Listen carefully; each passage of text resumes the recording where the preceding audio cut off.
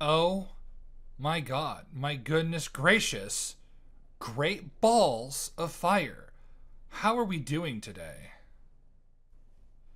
Well, apparently somebody didn't get stuff in their salad. Fantastic. Yeah, Salad. yeah, no meat. Salad. Well, as you can see Yes. right now, currently, the screen in which you are looking at right currently now, if I can get the full screen properly, that looks like ass. If I do this, there's just this white border around here. Whatever. Fuck it. Fuck it. Fuck it. Well, no. Actually, it is not showing up on the recording. So actually, we're good. Never mind. Um, we're, as you can see, today's topic of discussion talk is that, are the Power Rangers police officers? No. The answer is like only No. two, maybe three teams are you could consider police officers. Definitely Time Force and especially SPD. I thought you were about to say, and especially RPM, and it's like, I wouldn't know. No, RPM or not. You could maybe kind of sort of make a really bad argument for it because like they are like the main defenders of Corinth, but like the premise of That RPM doesn't is make them cops, it then. doesn't make them cops, no, but as we'll soon see, this guy's criteria for what constitutes as cops is utterly dumb and deranged. Yeah, before we go into it, I guess like what will probably uh so I would assume when someone says cops, we are mainly thinking of law enforcement, like Yes. not soldiers or anything. Like I guess there is law enforcement within soldiers, military police, but Yes. that's a separate issue altogether. So when somebody is saying someone is a cop, like I'm not thinking like are they just part of the government? Yeah, same. I'm essentially just like, do they protect and serve? Do they like arresting and putting away criminals? And I think only two teams actually arrest criminals, and that's Time Force and SPD. The rest of them just kill them. They kill the monsters. I mean, it's what they deserve. True. But with like Time Force and SPD, since they are police, well, with SPD, it's a lot more justifiable as to, well, same with Time Force, like I they mean, are violent criminals, but like they at the I mean same time, like they I don't deserve a know trial. the punishment in SPD feels really weird because like I don't want to say there's that it outright has cruel and unusual punishment, but we don't see what they do with the cards after. Well, I mean, presumably they transfer him to a cell. That is what happened to the one guy that killed Sky's dad. Like, presumably he was Which caught, even captured, and put into prison. well, what's kind of weird is that it actually this wouldn't have happened if he stayed in card form. True, but you could argue that staying in card form might be considered cruel and unusual, so it's like a Right. temporary thing. I mean, like, hell, in Time Force, Rancic, I believe, got a trial. I believe he got a trial. I could be wrong on that. I could be misremembering, but I believe he did have a trial. So, And then the Red Ranger said, "Come on, Bennett, let's party." yeah, which, and then of course in Time Force, what they do is they like turn them into action figures and cryogenically freeze them, which arguably is a lot more humane. They put they put them in cryostasis, but we also learned that like there are sort of like non-violent offenders in there as well for mutants. So and the thing also about mutants is that like they also can serve in society. It is just very strange how a lot of mutants are just portrayed as violent criminals, or except for like maybe a handful. Yeah, I think there's just one that wasn't a violent criminal. Then there was a mutant that worked for Time Force, but then just was like, nah, I don't. I'm betraying Time Force. It was very strange. Very, very strange. So yes, all mutants. Hashtag all mutants, yes. But then, of course, we learn from Rancic that they also can... Rancic and Nadira is that they can also, like, change for the better. I mean, Rancic gives his life to stop the Mutorgs in Reinforcements from the Future. So... That I mean, is he doesn't actually die. His mutation is just cured. Oh, so he, like, I see nothing but a net positive here. Yeah. Time Force is really weird where it tries to imply, like, discrimination against mutants, but it doesn't really help there's really not necessarily just... Which there kind of is, because the implication is that because they've eradicated... or mostly eradicated imperfections from human DNA, like, during birth, right? So, like, mutants like Rancic and others are viewed as, like, abominations. So, I don't know. Jesus. Yeah. And, like, Rancic's, like, violent tendencies has to do with him constantly being shunned. But the series also just it doesn't make an excuse of his behavior, it's an explanation of his behavior. Exactly. So, Time Force is certainly a show that does deserve a deep dive.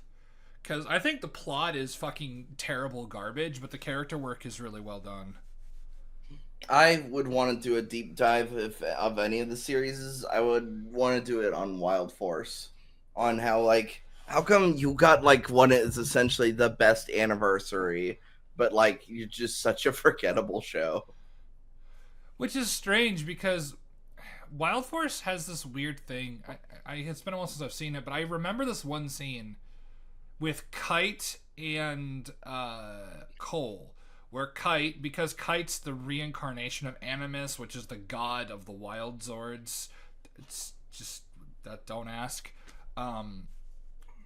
It is like, he basically says, you know, like, why do humans pollute and do all this? And then Cole just says, it's the consequence of progress, kid. It just happens. It's one of those trade-offs, you know? It's like humanity can progress, or, you know, I would need to probably rewatch the entire scene in its entirety, but, like, if I remember correctly, Animus kind of gets pissed off and is like, nah, fuck humanity. And then the Power Rangers are like, that is not the correct response. The only moment I truly remember from Power Rangers Wild Force was I think it was the last episode where, like, they don't have their powers, but they still pose up. Oh yeah, they still pose up and they fucking fight, which they fight, and it's like, it's gonna be the end of the world, but fuck it, we're going down swinging. Yeah, which is something, like, especially with us being 40K fans, like, we can always appreciate. Oh yeah, yeah. So who is this guy? I don't know. All I know is that I've seen he does a couple of Power Ranger videos, and, like, he has the morphing grid explained, and are we going by the show's interpretation of the morphing grid or the comics, because they're kind of different? Or wait, or are they? The Hasbro era did some weird stuff with, like, the morphing masters or whatever. I don't like the Hasbro era. I think the Hasbro era is garbage. So the channel's name is Sir Superhero. So I guess it means superhero stuff.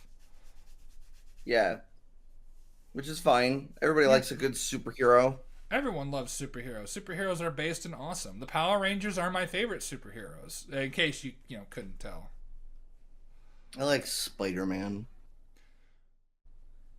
Oh, well, let me say this. The Power Rangers are my favorite superhero team. My favorite superhero ever is Superman. Well, I mean, yeah, obviously based and super pilled. Exactly. All right. Wow, we went off on a diatribe really early on. God damn. God forbid. Yep. So let's get this bad boy started. The Power Rangers, noble protectors of Earth and beyond, bold heroes who wear matching uniforms and usually carry some sort of standard kit of gear and often report to a larger organization that has oversight over them. Guys are power. Okay, so first off, we have like something that's wrong. A larger organization has oversight over them. So let's count how many that actually have that.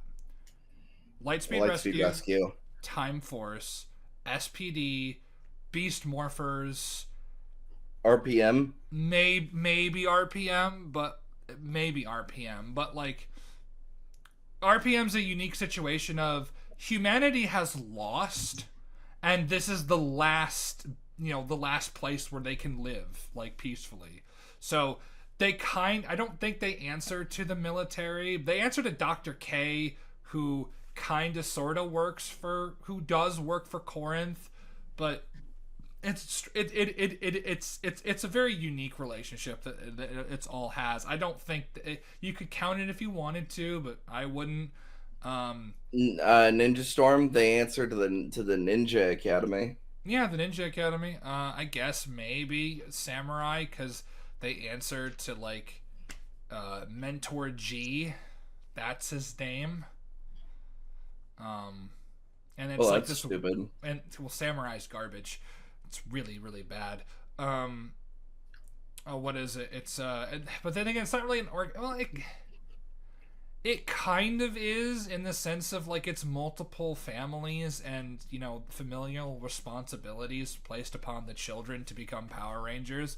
It's like it could have been like a really great season that emphasized the idea of like, are they doing this because they think it's right, or are they doing this because their families are putting pressure on them? It's whatever.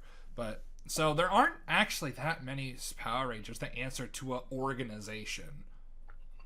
So it's not often. It's usually the exception. Power Rangers cops, like there's only 2 teams are cops. Nope. Only 2. Time Force and SPD. That's the correct answer. Anything else is idiocy, but we're going to have to see.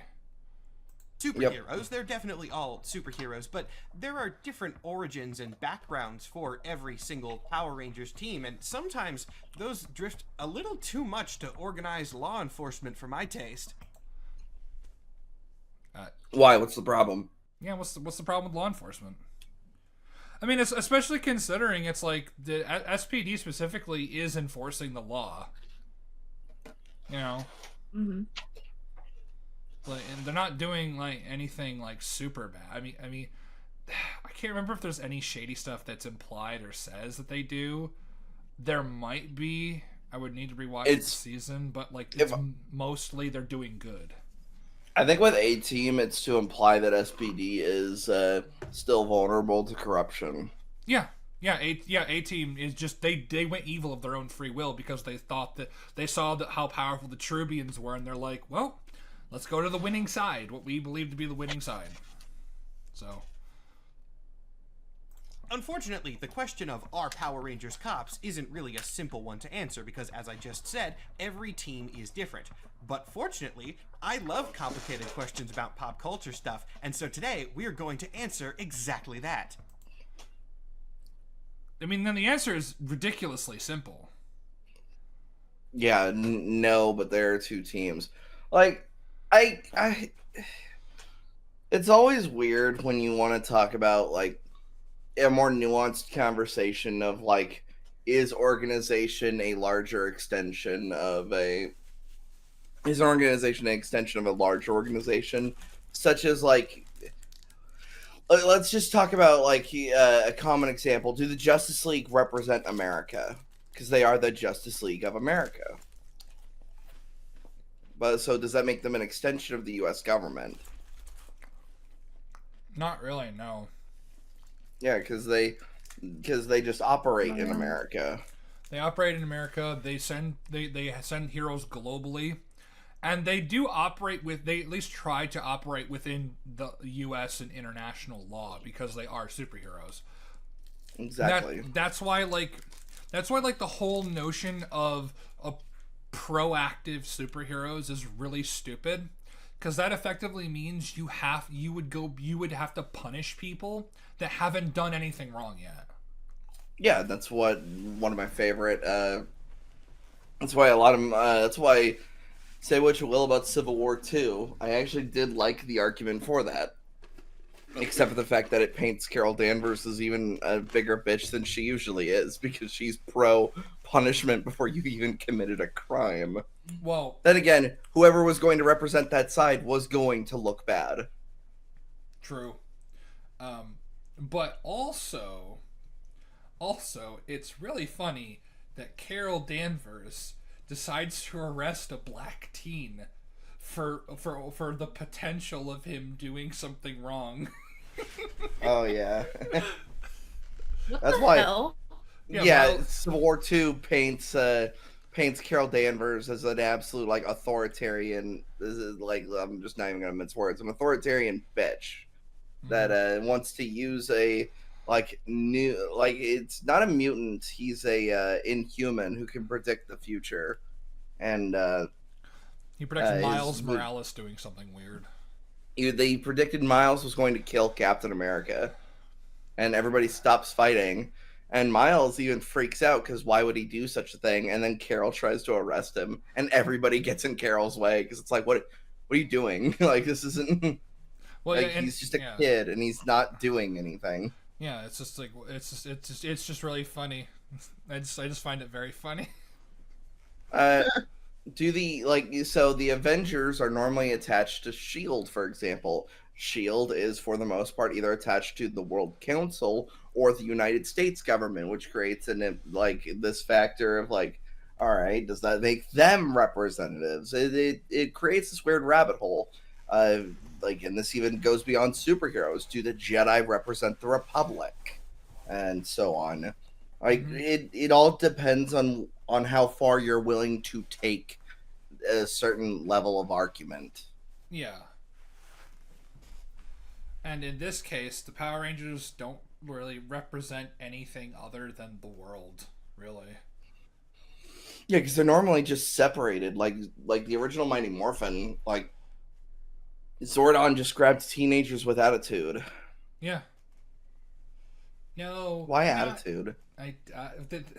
Well, the thing is, they don't have attitude. Oh yeah, that's just in the intro. It's a recruited Yeah. team of teenagers with attitude. Yeah. And then like the actual episode is like, no, we just need teenagers. And then Alpha's like, God, no, please. Not teenagers. Ay ay ay ay ay. Ay, ay, ay, ay, ay, ay, ay. I need to find that song because I just remember it being an absolute banger. Oh, I thought you were about to do the crazy taxi. Crazy taxi. Yeah. Extensive research, I have determined a definitive ranking of which Power Rangers teams are the most and least cops. And some of the answers on there might surprise you. I can tell you, because I'm recording this intro after the video's done, some of them surprised me. I feel like I say this in every video on this channel, but we have a lot. So what? This is just more of a production thing. Why would you do that? Why would you record your entire video and then do the intro last? Because you've essentially spoiled yourself on the video itself.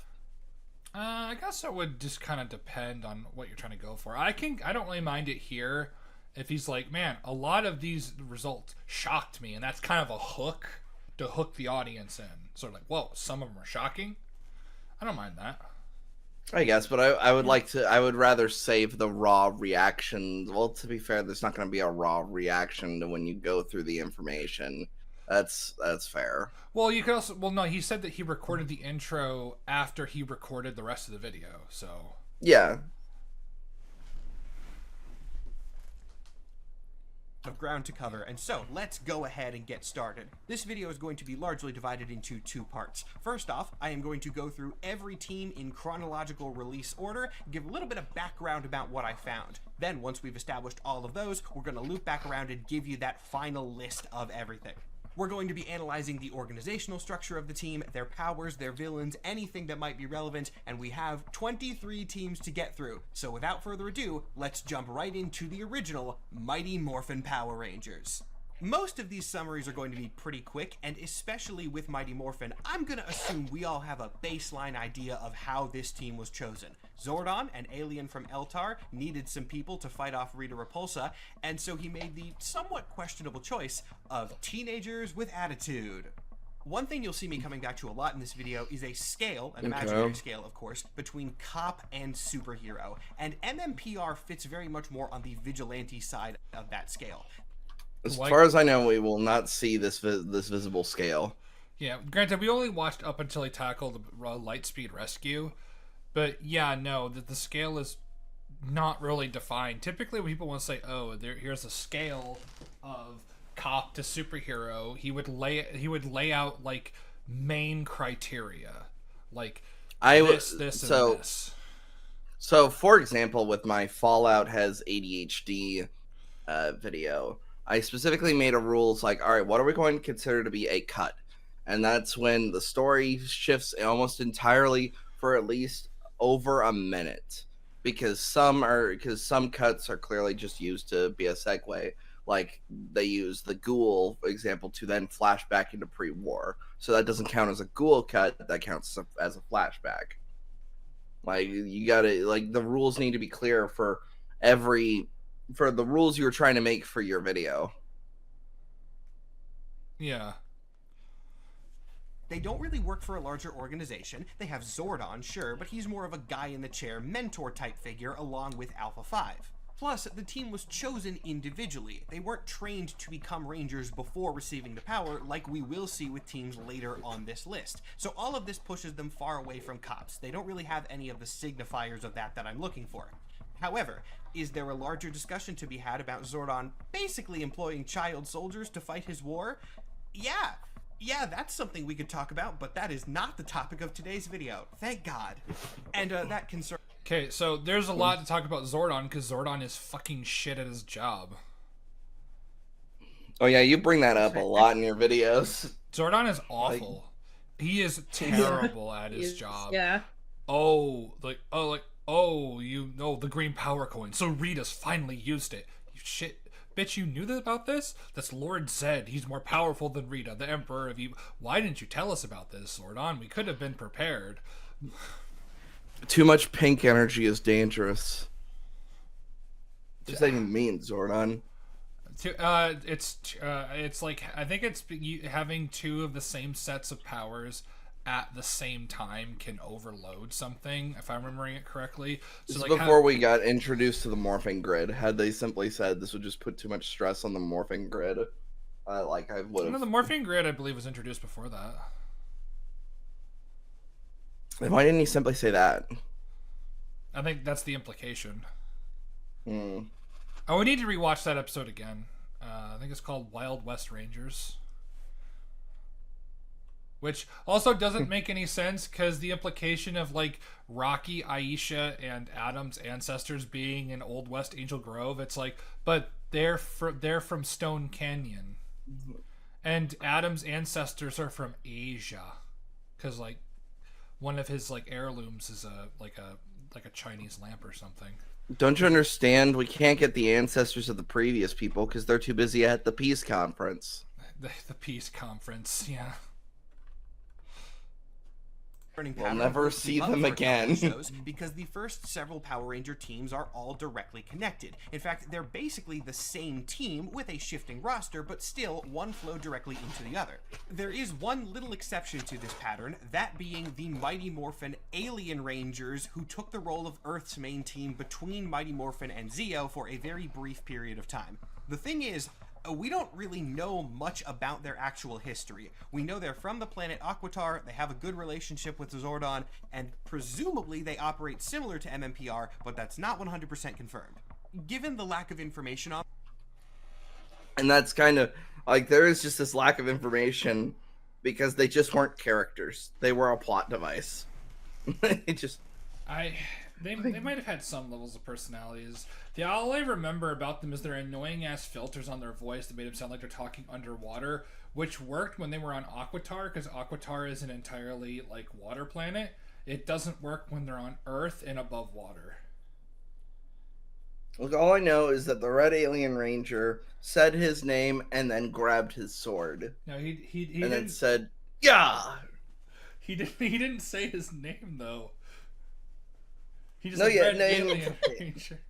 His name's Orico. Yeah, Red- No, not Orico. How the fuck do you know his name? Is it Orico? I can't fucking remember. I'm like, wait, or am I referencing the little goblin magic man from the Turbo movie? And it's like, no, his name is Laritho, I believe. Or Larigo. Red Larigo. Alien Is it Ranger. Is it Orico or Orco?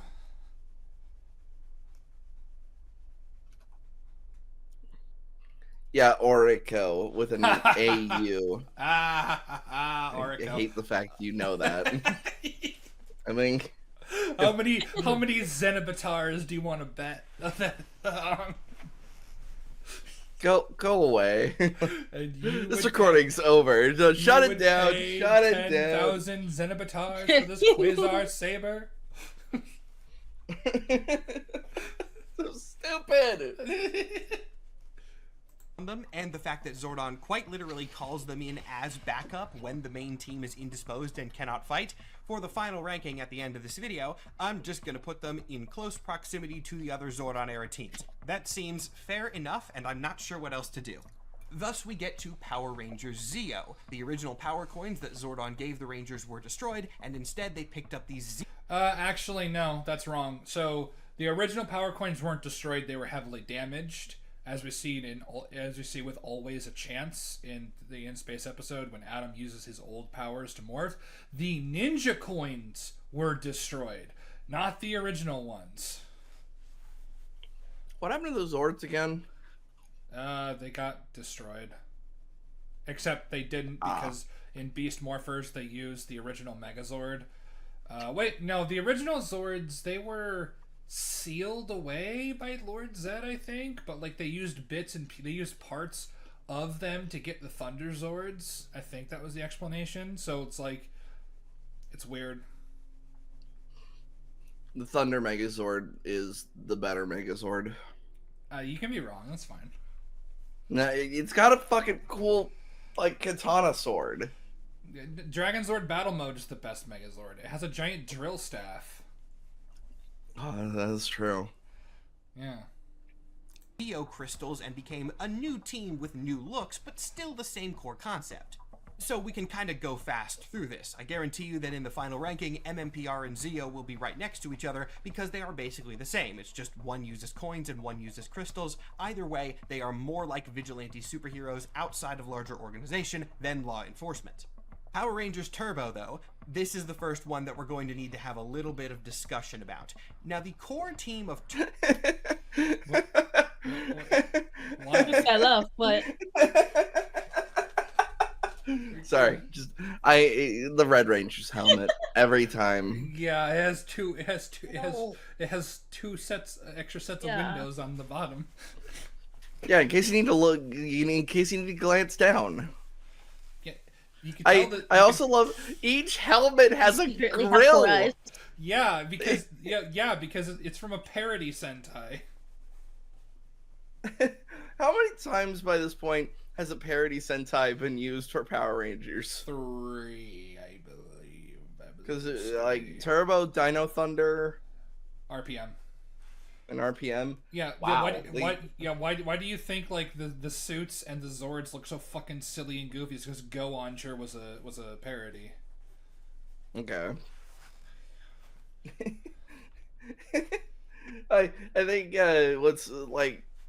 what's more amusing is either Reds with the extra set or that's on the bottom, or Yellows which has the extra set but on the top.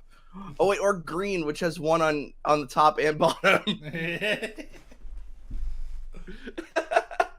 The pig's just got a circle. Yeah. Turbo Rangers is once again a continuation of the previous one. The Zeo powers no longer worked. That's actually a larger discussion, but for purposes of today, the Zeo powers no longer worked. That's not true. We know for a fact that's not true. If you watch the Turbo movie, Cat is in the middle of morphing. The powers like disperse because of water. they don't actually. The Zeo powers never went away. They never Well, were that's the- destroyed. I mean, that's the weird part when you want to talk about, like, because I think we've had this discussion, though, when, like, how long does it take to morph? Like, because in other top points, we've talked about how it's instantaneous. But in the Turbo movie, it shows that it takes time, hence why the water interrupted her morphing. Which that's just an inconsistency. Yeah, because it shouldn't have done that. It should have been instantaneous. Exactly. And so the turbo powers were used instead. They are not law enforcement. For the third time, they are the same team continuing. But they have an ally by the name of Blue Centurion.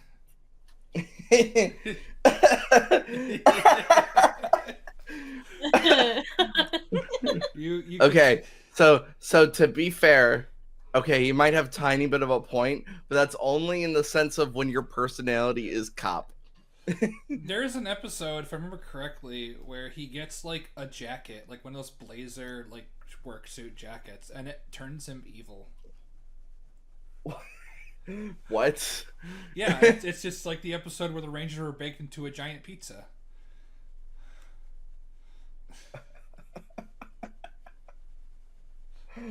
This is so stupid. I know, it's amazing. And just take a look at this man. Blue Centurion is a... You know what? I will cosplay as Blue Centurion for a con. Like, and I'll make sure all the lights are constantly flashing, so I can just go up to people, just going, "Excuse me, you're under arrest." And then just all lights flash directly into their face. Like, it's always just a constant flashbang going off.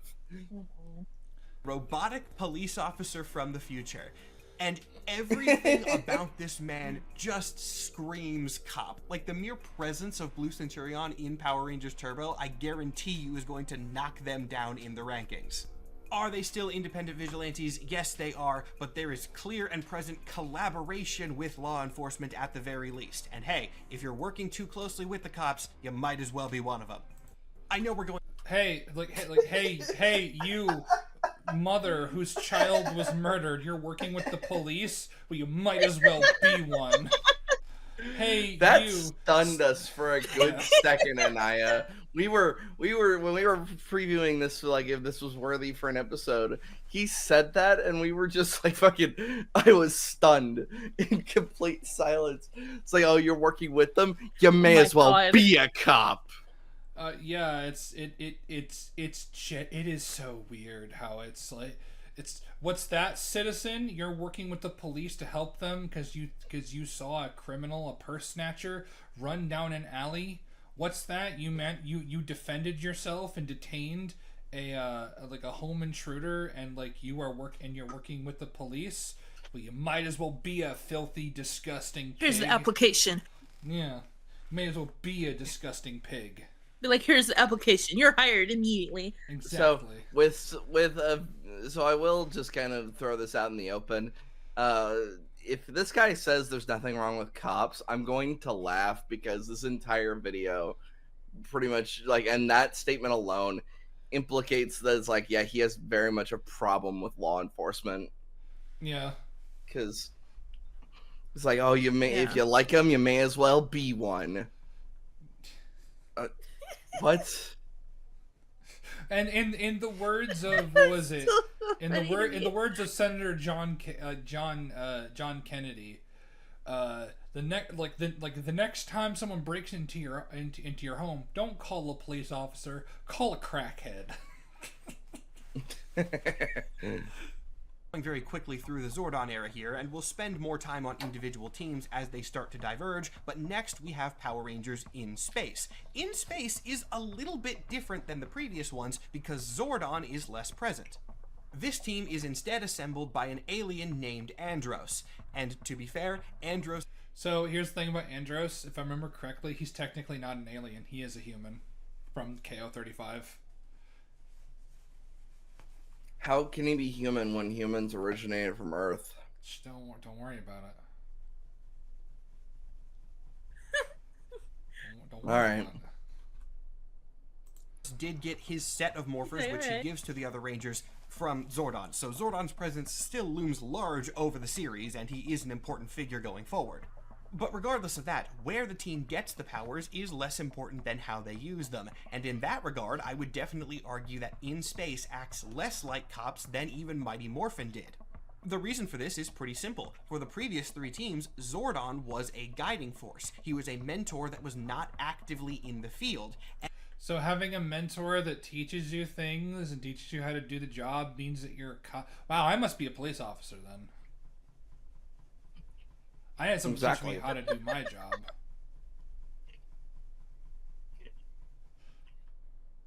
And In Space doesn't really have anything like that. Their leader is their Red Ranger, who is fighting with them in the spaceship as they go on their quests.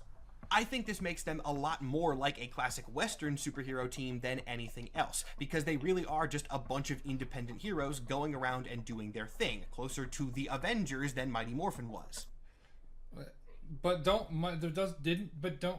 if the Avengers What? have aren't they backed by Shield, or is that only in the MCU? That's actually why I pointed that out, because the Avengers are for the most part backed by Shield, which can either be a representative of the world government, like with the World Council, or the U.S. government. Wasn't Justice League International also backed by Maxwell Lord? Yes, which is a mega corporation. Yeah. So at this point in the video, hopefully you can... Well, actually, are the X-Men considered closer to police officers by this logic because they have Charles Xavier? Who's a mentor to, like, a lot of them, specifically, like, Logan and Jean. Well, that would imply they're people, so... Wait, is Miles Morales closer to a cop because he has Peter to mentor him? Well, no, his dad's a cop. Oh, right, his dad was a police officer, yeah. I was just about to say that. Spider-Man, why'd you jerk off that guy? kind of see the sorts of criteria that we're going to be looking at. And now we get to the final team of the Zordon. You haven't laid the... I mean, your criteria has been, like, kind of laid out, but it's also incredibly vague. To where, like, you can interpret anything to be what it means. Era Kinda Lost Galaxy. really inconsistent. This is where the video format's really going to hit its stride because it's where things start diverging. The first 4 shows are all directly part of one storyline, and while this is still connected to it, Lost Galaxy is far more independent. The Lost Galaxy Rangers protect a human space colony named Terra Venture. Now, you might think that this would set them up to be cops because they are protecting, like, a specific spaceship and society, but Okay, but the Power Rangers in general protect a specific society. It's called the human race. It's called the Earth. Cops. I mean, yeah, they protect the Earth. They have to be cops. The society of humans in this world that has multiple planets with multiple civilizations across the universe. The Power Rangers of Earth protect the Earth from... Wow, you have a vested interest in protecting the human race? What are you, a cop? Yeah. weirdly, despite the concept being very sci-fi, their powers are strangely rooted in magic. What does Rather that than do? being given Why? their powers by some sort of authority like we've seen so far, this is the first team that gets them through magical designation. The Lost Galaxy Rangers are empowered by the Quasar Sabers, and they have a sort of... Well, but only select few people can actually, are able to pull the Quasar Sabers themselves. So the Quasar Sabers, I believe, are stated to have chosen them. So the Quasar Sabers are the authority in this instance, are they not? There's some kind of magical authority that allows the Rangers to have, to pull them from the stone, which is also why it's important for Leo's character. After Mike falls into the massive trench when they're fleeing Miranoi in episode 2, because the Quasar Saber chose Mike, not Leo. Oh, that's right. So it's like that, yeah. So like the Quasar Sabers or some kind of magical force are the authority that chooses the Rangers, because no one else was able to take the sword from the stones, swords from the stone.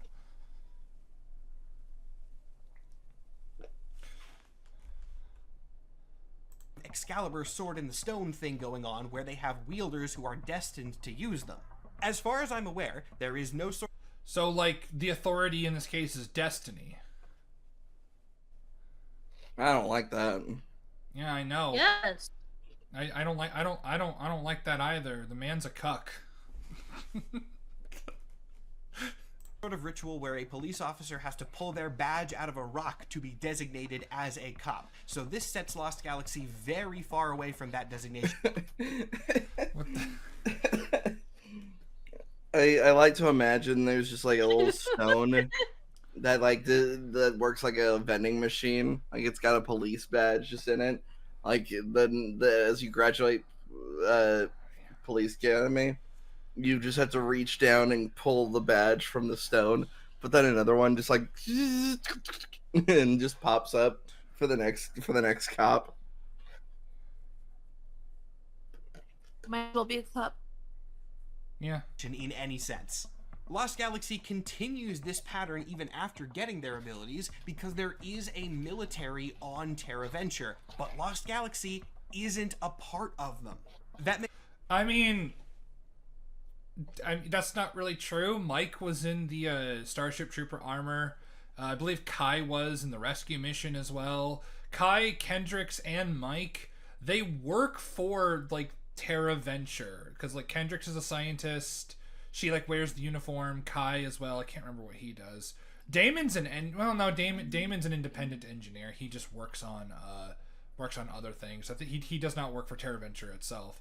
But I believe Kai does. Mike definitely does. I believe he answers directly under the guy who was leading Terra Venture as well. And Mike is a Power Ranger, Lewis, if you're watching.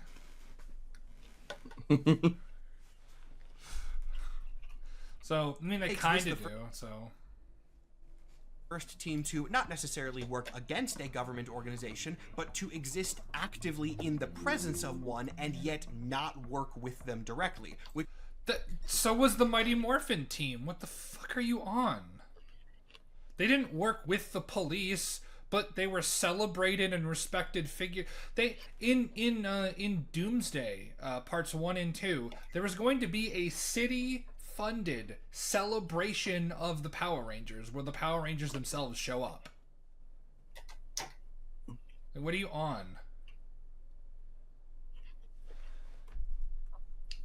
Also, the Power Rangers also work with the military during Countdown to Destruction, because, I mean, technically speaking, like, maybe not directly, but, like, in Countdown to Destruction, we saw, like, military, like, evacuating. Actually, no, Nisada directly helped the Power Rangers get, after Chase into space, and they're a government organization. Bulk and Skull become cops or / detectives / private investigators because of the Rangers. No, they do it because they want to impress. Like, they were them. inspired by the Rangers. Yeah, there is that underlying themes. Their main motivation was to like pick up women, though, because chicks dig cops. But there is implications of them having more heroic aspirations. And they stick through the training. Skull are true awesome heroes. And the thing is, they stick through the training. They make it to graduation. They are police officers, and then they go become, like Wyatt said, private investigators. Yeah, so they can follow what's his face, and then they end up owning a tiki bar. Yeah. I do think solidly puts Lost Galaxy farthest away from being police officers, of the Zordon era at least. So now we exit the Zordon era, and from this point on, all bets are off. Rangers can come from anywhere, and so the point of this video gets a lot more difficult to discuss. And oh boy, the next team is going to make that discussion difficult for sure, because we are talking about Lightspeed Rescue. So, the answer is just no. Yeah. And if you thought that this was going to be a difficult one, yeah, you're an actual stupid person. You did not watch Lightspeed Rescue. Lightspeed Rescue are first responders, not police. Yep. And there will be a point made about Carter, which I will make once he makes his. And Yeah. there's a good reason why this one's a little bit harder to parse. Lightspeed Rescue is a division of the United States military. You would think that this might make it easy. They are officially, canonically part of the U.S. military. That's close enough, they're cops. But it's... Anyone who thinks that being part of the U.S. military is close enough to cops is a fucking retard. They don't know what the hell they're talking about. That's like saying that because the only connection is that they're both government funded. So then by that logic, fucking firefighters are cops. Are cops. Yeah, because they're government funded. And ambulance drivers are cops. Mm-hmm. Teachers technically are cops because for public schools because they're technically government funded. way more nuanced than that.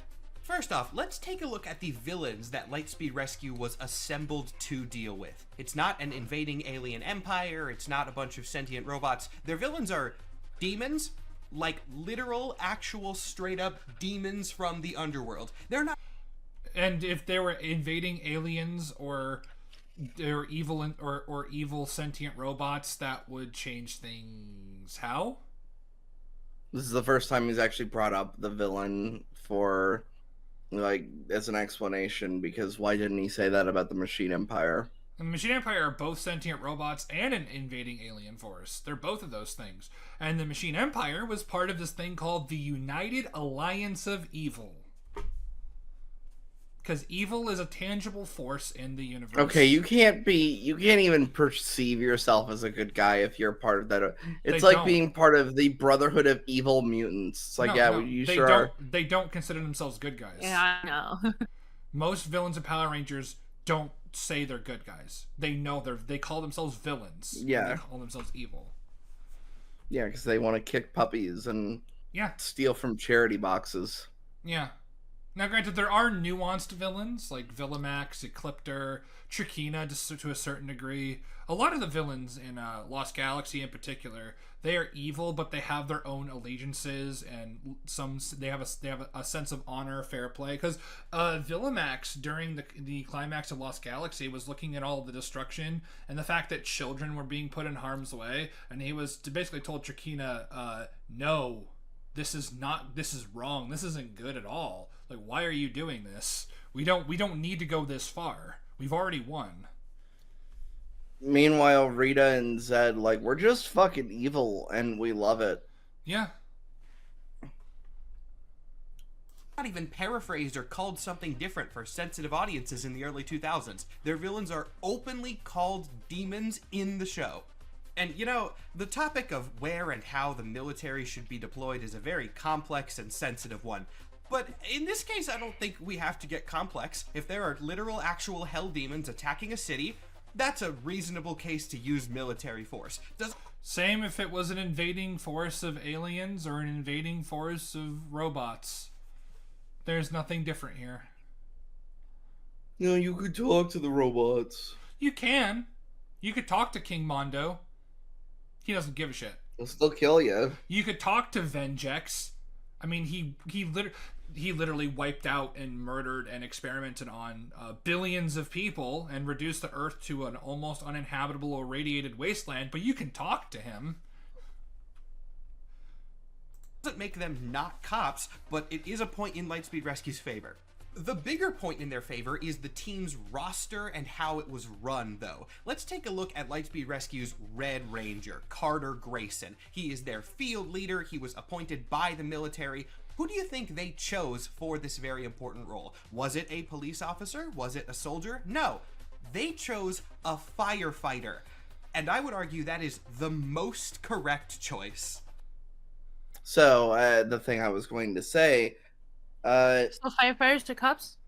No. I will not only that, but also, what would change if Carter was a cop and that was the only thing they changed? Literally nothing about his character. Literally, his character is predicated on the fact that he wants to help and serve and protect people. And if Captain Mitchell was a police officer, that saved him from a bad situation, or a police officer that I don't know, that like helped get him out of, let's say, maybe going a bit dark, but like an abusive foster home situation, and like managed to set him up with like really good adopted parents or something like this, right? Like he saved his life, his parents' lives, or like he worked tirelessly and effortlessly to put a criminal away. He went above and beyond extra mile to save civilians. It wouldn't matter, because he would be inspired to be a police officer to do the exact same thing, and that's what he would do as a police officer. He would do the exact same thing. He's just in a different way. And he'd still have the attitude to swing first. Yeah. Literally, what's that, Diabolico? You're the size of a sky. I don't give a fuck. I'm gonna hit you with my car. This blaster is rated E for everyone.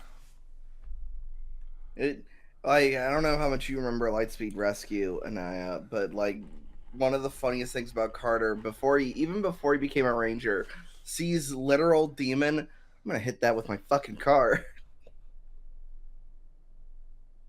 Oh my god, I remember that. Yeah. Physically capable, good in a crisis, trained to save people and minimize damage rather than punishing or arresting criminals. What's wrong with punishing and arresting criminals? Smile. It's like, We're getting smile, running that person over. What's wrong with arresting criminals, my guy? What's wrong with punishing criminals? You've broken the law. I don't know. That's like when you break the rules, some punishment must happen. Exactly. Go to jail. Go to jail, yeah. I think you needed to have redrafted that part, man. You couldn't have looked at that and read it and said, "Oh, that might give off the wrong impression." Because here's the thing, I'm going to at least be somewhat charitable. I don't think you unironically believe criminals shouldn't be arrested and punished. I don't think any sane person believes that. And if you, like, if I had, and however, I'll be the opposite and more unreasonable. However, if you truly do believe in something like ACAB, you are an asshole, and their police are a necessary force to like keep law and order like when times are tough, and in the case of also just to make sure that criminals don't break into your home and take your shit. Exactly. And like or kill or do any other shit. And it's one of those things of like, you'll say that, but then I wonder what you'll do if someone was to break into your home. Yeah, like probably are gonna call the cops. You're probably gonna call the cops, or if you're like any other American, you go, well, the robber has decided his life does not have any meaning. It's here. Yeah. You've decided that my TV is worth more than your life. Bold choice. All right, I'll send you to hell myself then. Yeah. To choose a career to give superpowers to, firefighter has to be top of the list, right? And the rest of the team follows suit. There's a paramedic, great, a lifeguard, great, and then the other two are a pilot and an extreme sports enthusiast, which are less public servant jobs, but still. Even Lightspeed Rescue's mentor figure, Captain Mitchell, is still pretty good. Yes, he is a member of the military very actively, but you know what he was before that? Also a firefighter, so I cannot complain. Hey, you want to know what else is necessary besides the police? A military. Yeah. I know, right? I know, right? I know. To defend our borders and then fight the bad guys domestically or abroad. Yeah, look, I'm no fan of the military-industrial complex like every rational person, but we kind of need one. I mean, speak for yourself. When was the last time we blew up the Middle East? I don't know. We should. Well, the thing is, the Middle East doesn't need us to blow it up. Starts lighting a match. Legit, you know what? I'll be right back. Just in case. You can't leave things left unturned. Put that away. Put that down. Put that down. Put that down. Put down. There is one other military member who shows up in the show, a general who is Captain Mitchell's superior officer, and you know what his one contribution is? He tries to replace the compassionate, ineffective human rangers with robots, and then the robots go awry, and so the rangers have to beat them, and then the general apologizes and leaves and never shows up again. So with all the evidence considered, despite technically being such a weird episode, Lightspeed Rescue are not cops. Yeah. I mean, maybe the name made this obvious to people right from the start, but they are not treated like law enforcement. They are treated like crisis response. It's weird that you had to think about that for more than a second there. Exactly. That should have been a And no. he said this was difficult.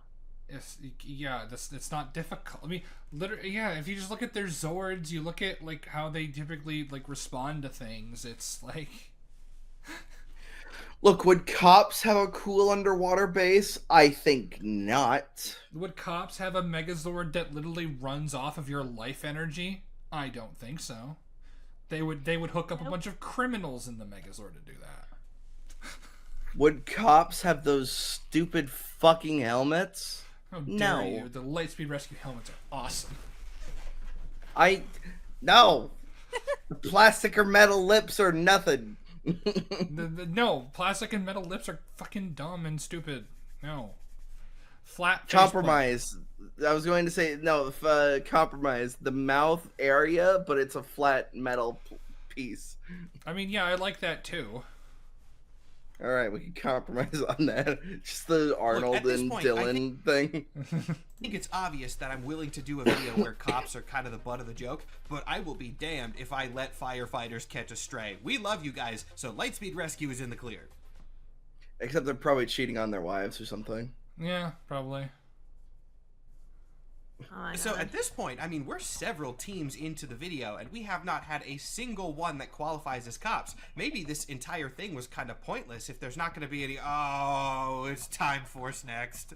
Look, far be it from me to say that Time Force is a bad series. It's actually a very good one. But these Rangers are just straight up police officers. Like, Time Force? That's not just a catchy name. It is the law enforcement agency that they work for. The implications of this organization are wild. First off, they are time-traveling police officers, and the mere concept of that existing is already scary. Secondly, in the year... What do you mean? Why time... No, if time travel becomes a thing, we will need people to enforce it, essentially time law to prevent them from fucking it up. Well, That's why Time Cop, despite its poor execution, makes sense. Also, Time Force justifies its existence because all of the changes to the past with Rancic and Wes and all of that stuff they're literal rifts in space-time that are destroying reality because events are constantly changing. Yeah, So- like if time... there's literally a video game about this called Darkest of Ages. It's a fucking... it goes through like World War One and the Civil War and all that kind of stuff. You work for a time agency to make sure no one changes the past because time travel is used for tourist destinations. So And you have to make sure that people aren't fucking with shit. And also, I'm seeing. Also, here's the fault in the logic here. It's that police officer automatically equals bad. So therefore, anytime police officer or police exists as an organization in thing is automatically bad, no matter the context of the show. When? That's the like logic. cops. It reminds me of when Obscurus Lupa called SPD propaganda, and everybody fucking hated her for saying that because she was retarded and stupid for saying that.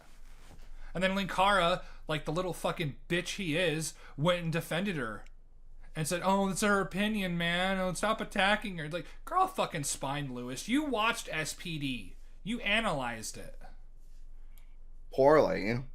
poorly, but you watched it. You should know half the shit she says was fucking stupid. When is that going to be like a Dragon's Den? Like, we finally just tackle History of Power Rangers The episodes. issue is there's barely anything to fucking say because 90% of it is him just recapping things and not explaining what he says. It's like, oh, Shakina's Revenge isn't a bad team up, except the fact that it's fucking retarded and makes no sense. And it has no set schedule. It'll come out when it's out. Yeah. 3000 where they are based, it is stated that they have captured all criminals and eliminated all crime. And while that sounds great on the surface, when you think about it, I feel like there's no way that can be done ethically. Also, How? What do you mean? There's no way to eliminate all crime ethically. Well, first off, even if that were true, clearly it was in Time Force. Also, that totally is possible.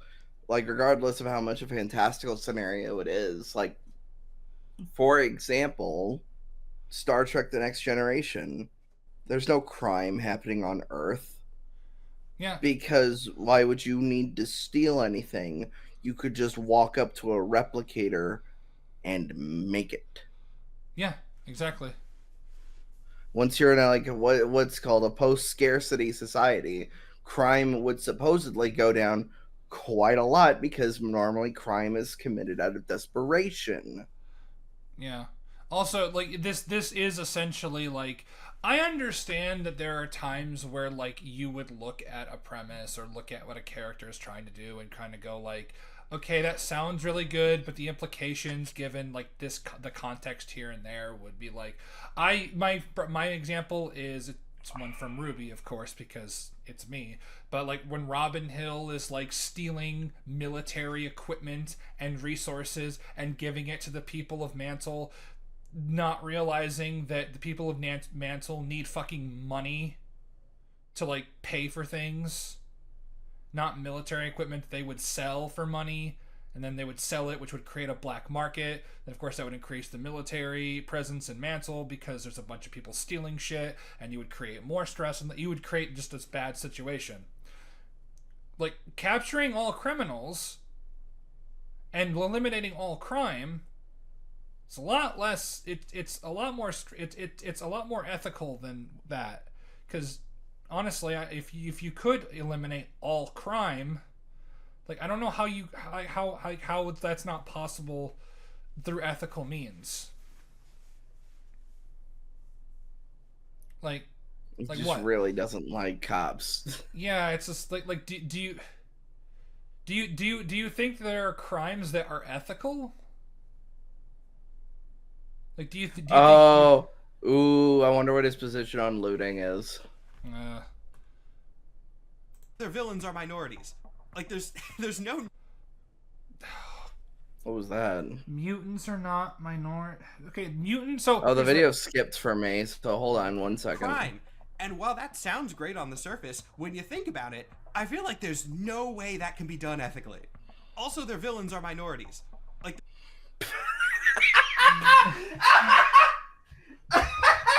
Okay, but like, so that is so here's the thing. That is technically true. Look out, he's got darker skin! Bang, bang, bang, bang, bang, bang, bang, However- bang, bang, bang. However, mutants can live in the society there. Like, there's implied discrimination given the fact that it's a society that's eliminated all genetic defects and whatnot, and those mutants are viewed as weird. That's never really explored. But there was a mutant that worked for Time Force. There's a Time Force. There's an alien that works for Time Force, and I forget Time what Force. Oh, what the fuck is the Yellow Ranger's name? I can't remember her name. She has like super strength. I can't remember what her deal is. She might be a Hold mutant. on. I'm not really sure. Time Does it start with? Force. It starts with a K, I think. Is it Kira? I used to know- Katie. Katie, yes, thank you, Katie. No, yeah, no, Didn't Kira- the couldn't the Green Ranger, the Asian guy with green hair, couldn't he like kind of tell the future or something? No, I think he could like he had like telekinesis, I think. But like like they're minorities in like the statistical sense. But mutants but it's this weird thing of like how all of the mutants are just, or not all of them, but most of them are just violent offenders. But more importantly, the ones that Rancic is the one that like radicalized a bunch of them for maybe some understandable reasons. But it's made abundantly fucking clear that what happened to Rancic was wrong. It doesn't give him justification for doing the shit that he did. I'm just imagining like the Family Guy bit where a cop holds up the color scale next to Peter's face. That like the darker it gets, like the more it's like arrest. But it's a Time Force Power Ranger holding up the scale, Yeah. and the It- scale is like mutant, not mutant. It and also I think this is literally just him projecting his own politics onto something and just thinking like, well, the villains are a minority. Well, that must mean bad things. I mean, the villains in Dino Thunder were technically a minority. So funny. Oh. This what? What's so funny? that took her a minute because she was trying I'm so sorry. Oh. Because it just randomly came out. It's like, oh, it's a minority. I was like, huh? Well, no. Here's He the thing. started laughing. Because he thinks if you're statistically a minority, that automatically means that you're like a marginalized group or some stupid nonsense like that. because the color of your skin, you're suddenly a gay member. I mean, and God. it is quite weird. He's like, it's like trying to project these modern day politics onto a kids show, where it's like there's not even an implication of that at all, in the sense of that it's like that it's kind of racism but not really, because it could very also just be argued that Rancic was just kind of a weird case of bad luck, because surprise surprise, he actually is helped by someone, Dr. Ferrix. But the tragedy of it is that by the time he was helped by someone, it was too late. Rancic had already completely given up on pretty much any notion of thinking humanity was anything other than something of being exterminated. It's almost as if like there are nuances to the things that happen to us all. Exactly. There's no nicer way to say that. It's just true. The main group that Time Force fights is simply known as the mutants, and yes, a lot of them are evil, but it's also explicitly stated that A, they were created by human scientific experimentation, and B, once they were created, they were despised and hated by humanity for their hideous appearances, and that is what drove a lot of them to lives of crime. The leader of this group is named Rancic, and like, I'm not gonna say that Rancic is good or his actions are justified in any way, but also, he is leading a group of criminals that are basically just disfigured people who turned to crime because they were shunned by society. So basically disfigured so basically disfigured people that have incredibly powerful abilities. Oh, by the way, when their DNA is exposed to air, they grow giant sized. Oh my god. There kind of is a reason as to why mutants are feared. It's one of those. It's kind of like a Marvel mutant kind of thing, where it's like, do they deserve to be treated like shit? No. But is there a reason to fear them? Yes. Yes, that kid just existing just melted his parents. Exactly. And he's not even in control of it. Wolverine had to just kill him. And also, like, I mean, like, and like, yeah, it is a bad situation for mutants to be in, and the society shunned them for their, like, abilities and their looks. But, like, that's not justifiable, but it's also not justifiable for the mutants to, like, start doing crime. It's also created a very weird thing, like the fact that Captain America is now anti-mutant. What? It's like One of his? But what? Isn't he friends with he Wolverine? I was going to say he fought in World War II with Wolverine. Like he fights for the oppressed. Like because it's Captain Goddamn America. Oh my god! Is they doing the thing where because he's Captain America, he must be bad? A lot of people like to project like it's the stupid reality that people like to make of people where because Cap was in the 40s that he must be a racist. And it's just like, oh, people weren't like by default racist in the 40s. Yeah. It's really stupid. Very. I mean, that's an uncomfortable topic. And if you think that they use this to, like, make a statement at the end of the show, no, Rancic is the one who has to examine his own prejudices. In the final episode, he basically has a moment where he realizes maybe humans aren't so bad after all, and then he willingly turns himself in. And because he I think you missed the whole point of Rancic's Rancic's arc. Rancic is just as much of a fucking racist as the people who prejudiced mutants. It's an Arlong situation all over again. Exactly. And like it's he has to re-examine his prejudices, which is true because his own prejudices were like his own prejudices against humans almost not only almost cost him the life of his daughter, the only person he actually loves, to the point where he was willing to let her date the Blue Ranger.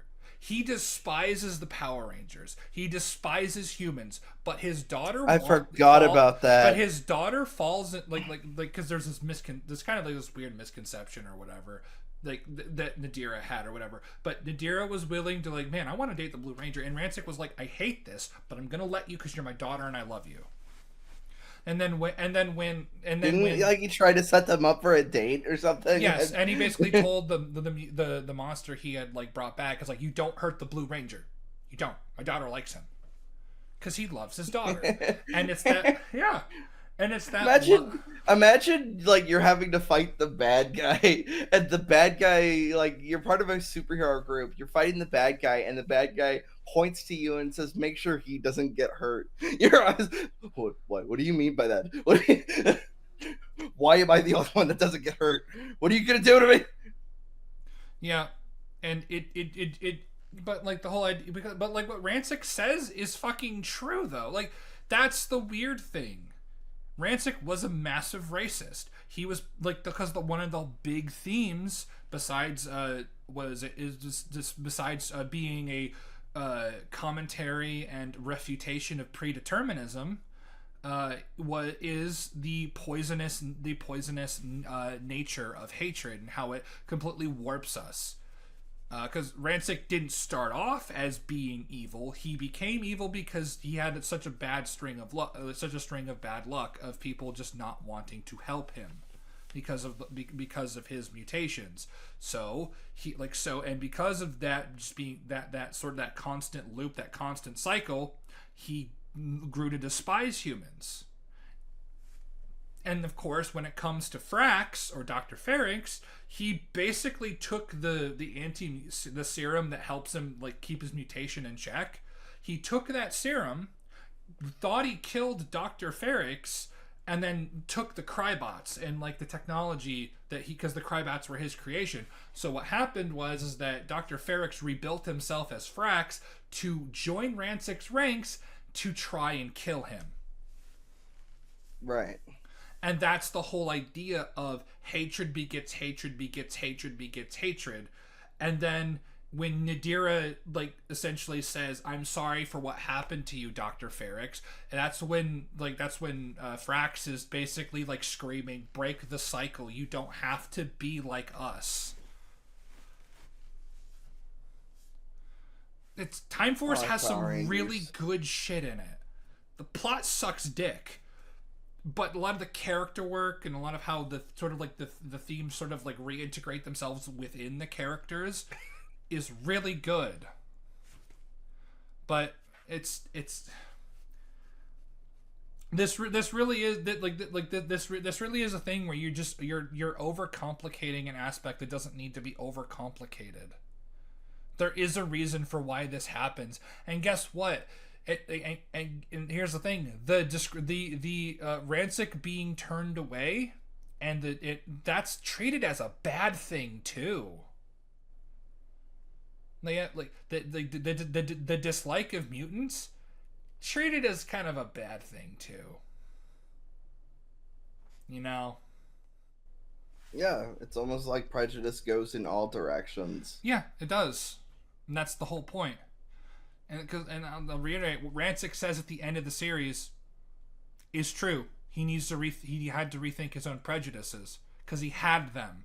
And the thing is that the Power Rangers and Time Force itself didn't really have those prejudices because like they let a mutant serve with them. It's just that the mutant they let serve with them was a fucking dickhead that like betrayed them. So it's not on Time Force necessarily, it's on the mutant that was working for Time Force. On a slightly funny side note, as we're talking about this, I just checked my phone just a little bit. I sent a screenshot into the group. Like, if you want to display it for the podcast, that's fine. Or you can just read it aloud. I'll read it aloud. Is it in the call chat? Yeah, it's in the call chat, yeah. Alright, hold on. No. Why? Hold on. To all my black gamers and black Marvel fans, does Rocket count as a black or black adjacent? Because I love him. And guys, I'm trying to be goofy. No need to be rude or mean. It's just a picture of Rocket Raccoon.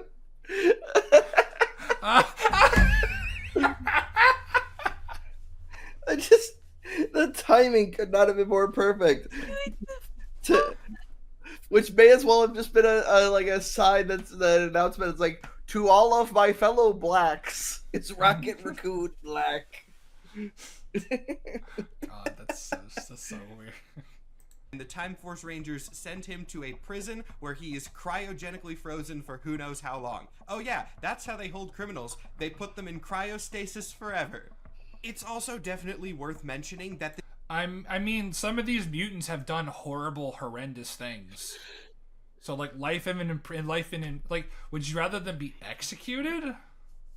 I was about to say, I think the quicker method would be execution. Yeah, but, like, they keep... Here's the thing, of all the ways to detain someone, cryostasis is not that bad. Because they're asleep. They're asleep. Yeah, but they now get to kind of, like, regardless of being frozen, get to now live on for essentially eternity. I mean, I guess, but like, they're no longer they're no longer like a danger to anybody. At the same time, is also like isolated from everything. That's why I'm like, that might be a tiny bit of cruel and unusual punishment. Like, that's because with capital punishment, they're just dead. Like, and then you possibly risk the possibility of them of the government killing an innocent man. But with that, like, that's pretty fucked. I don't know if I really fully agree with that. Like, if they were trapped in the cards for all of eternity, completely conscious, I would agree, but they're not. They're just frozen. They're unconscious. They're asleep. I could see an ethical conversation happening because of it, because that's it's like yeah, but like not well. I believe. Okay, so it doesn't fit the cruel part. I'll admit that, because they're asleep. It's painless. It fits the unusual part of it. Because if this works like cryo sleep in any other setting, they're essentially now frozen in time and just essentially used as a statue in what is essentially kind of their own personal hell, whether they experience it or not. But also, did you consider that some of them are like world-ending threats? Oh no, I understand. That's why I was like, just kill them, just execute them. Yeah, well, you know what? We only have we have to work with the Sentai footage. Well, fair enough if you want to say that. Like, if that's just a production thing, then fair enough. Yeah. This entire mission we see in the show was unsanctioned by the organization. These Rangers were not supposed to travel back in time to catch Rancic. They do that by stealing their morphers and then just going rogue. True. I don't know if that makes it better or worse. I feel like worse. So yeah, Time Force, definitely 100% beyond a shadow of a doubt cops. Now, am I playing them up a little bit for the bit? Yeah, I will admit that. Rancic is, again, horrible, he wants to take over the planet, etc., etc. But still, the fact remains that the Time Force Rangers are time-traveling rogue police officers, and we... Well, that's right. If they're rogue, and, why the fuck do they keep getting their Zords sent back? It's one of those things where Time Force is like, okay, but they kind of have to send the Zords back, because if they don't send the Zords back, the monsters just to start destroying shit in the future is kind of ruined. Oh, that's right, yeah. They kind of have to. The real issue is, like, why don't Time Force send reinforcements through the Zords?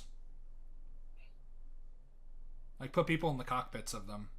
Oh yeah, that's because they say we don't have any more time ships. It's like, then build one. It's this thing that media doesn't understand. You are in the future. You have all the time in the world to build one and send one back. Yeah, it's not the weird thing from like X-Men Days of Future Past where time is all continuously moving forward. What's happened in the past, like, has already happened. Yeah. Like, they need to... So if they need reinforcements, then you figure that at some point they must have received those reinforcements, because, oh my god,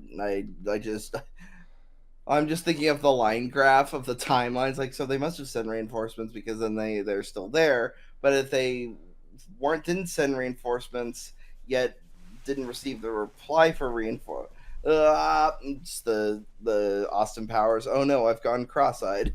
Yeah, there's that, and the fact that in Time Force they do communicate with the future, but like they're talking through them through like Skype. So like it's that stupid thing. Instead of sending messages, like pre-recorded messages backwards and forwards through time. Yeah. Which, by the way, you could do instantaneously as well, because it's time. Time is linear. Slide. Now we're going to swing way back in the other direction with Power Rangers Wild Force. While the word force in Time Force was referring to their organization, in this team's case, it basically just means power. So he actually has this broken up into incorrect. So while yes, Wild Force is technically, well, they're all in the post-Zordon era, but whatever. Wild Force is actually a Disney season, so it should be in the Disney era section. It was just the only season that Disney made that wasn't in New Zealand. That's why it looks the way it does. And like the force of the wild. They aren't an established law enforcement organization. They get their abilities from what is essentially nature magic. In fact, Wild Force stands out among Ranger teams because they are one of the few that get their powers from their Zords, not the other way around. And who do they fight with this nature magic? Pollution, basically. The Wild Force Rangers fight orgs, which are the sentient embodiments of pollution brought to life and now attacking the planet. That's not law enforcement. That sounds to me more like, as wild as this is to say, environmental conservation through violence. I bet you... And so an eco-terrorist. Well, no. I mean, like, through his perspective, yes, but through our perspective, it's, good people destroying abominations against nature. Oh, I understand, but we're working off his logic. Yeah, eco-terrorists. Hell yeah! Conceptually, Wild Force rules. They have one job, it's a job that no one has any ethical concerns with whatsoever, and they do it well, so I have absolutely no problem with them. Well, except for seeing with Toxica and Jindrax, Orgs also have the capacity to be good. So...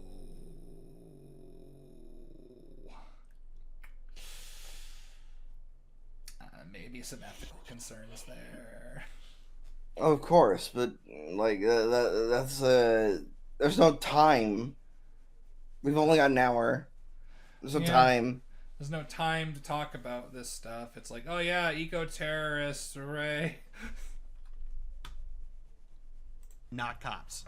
These last two have been very easy. Time Force, cops, Wild Force, not cops. But the next team, Power Rangers Ninja Storm, that one has a little bit more to discuss.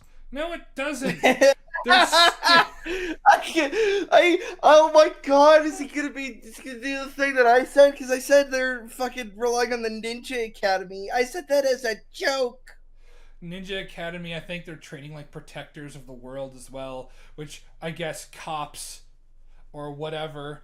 So they'll have to break the weather. Dude, if this guy watched Bleach and he looked at the fucking 13 Court Guard squads, his mind would fucking shatter. It's like, they're police officers. It's kind of, a little bit, but they're necessary. Meanwhile, I just want to show him, like, actual, like, cops in media, but that are actually possibly viewed as not the good guys. Like, because, for example, Judge Dredd is an awful thing, but he's necessary to keep law and order in a horrific, like, post-nuclear world. RoboCop is in a somewhat similar situation as well. Oh yeah, the cops are constantly going on strike. Yeah, because the city won't give them proper resources. And also owned by a private corporation. Exactly. These Ninja Rangers are ninjas, obviously, and they also use elemental magic in addition to their ranger abilities, so this could kind of go either way so far. Their villains also don't provide a ton of insight, it's just an evil ninja and then a group of space criminals. The elemental magic thing especially at first made me categorize them way more towards the superhero side of things than the cop side, but then I remembered that the Ninja Storm Rangers are trained at a specific academy.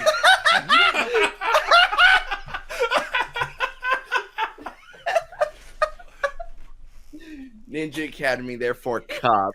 So I guess want to... Naruto trained at a ninja academy, cop.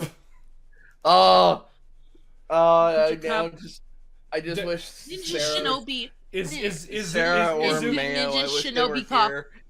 Because I would love to get like a Photoshop of Naruto as a cop. It's like, fuck, Izuku Midoriya at a government-funded school with a government license to go and fight crime.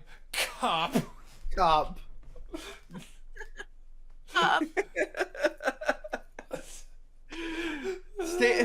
Put your hands in the air, or I swear to God it will Rasengan you.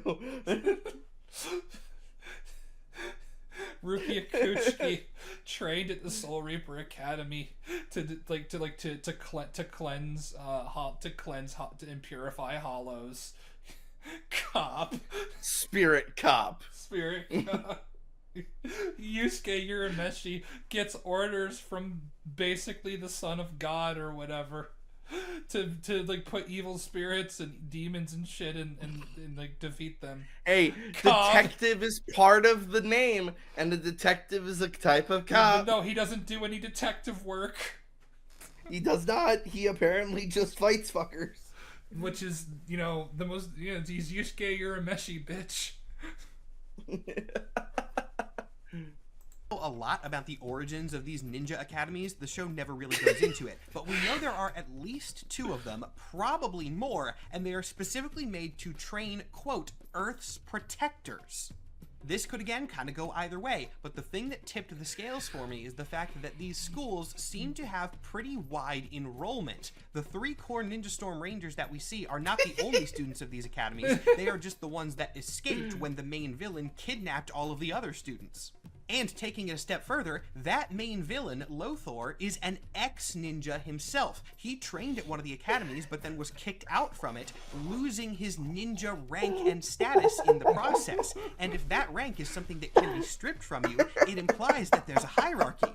This means that objectively, the Ninja Storm Rangers are trained agents who studied Oh at my a God. designated academy, which is part of a larger. They are cops. Oh my god.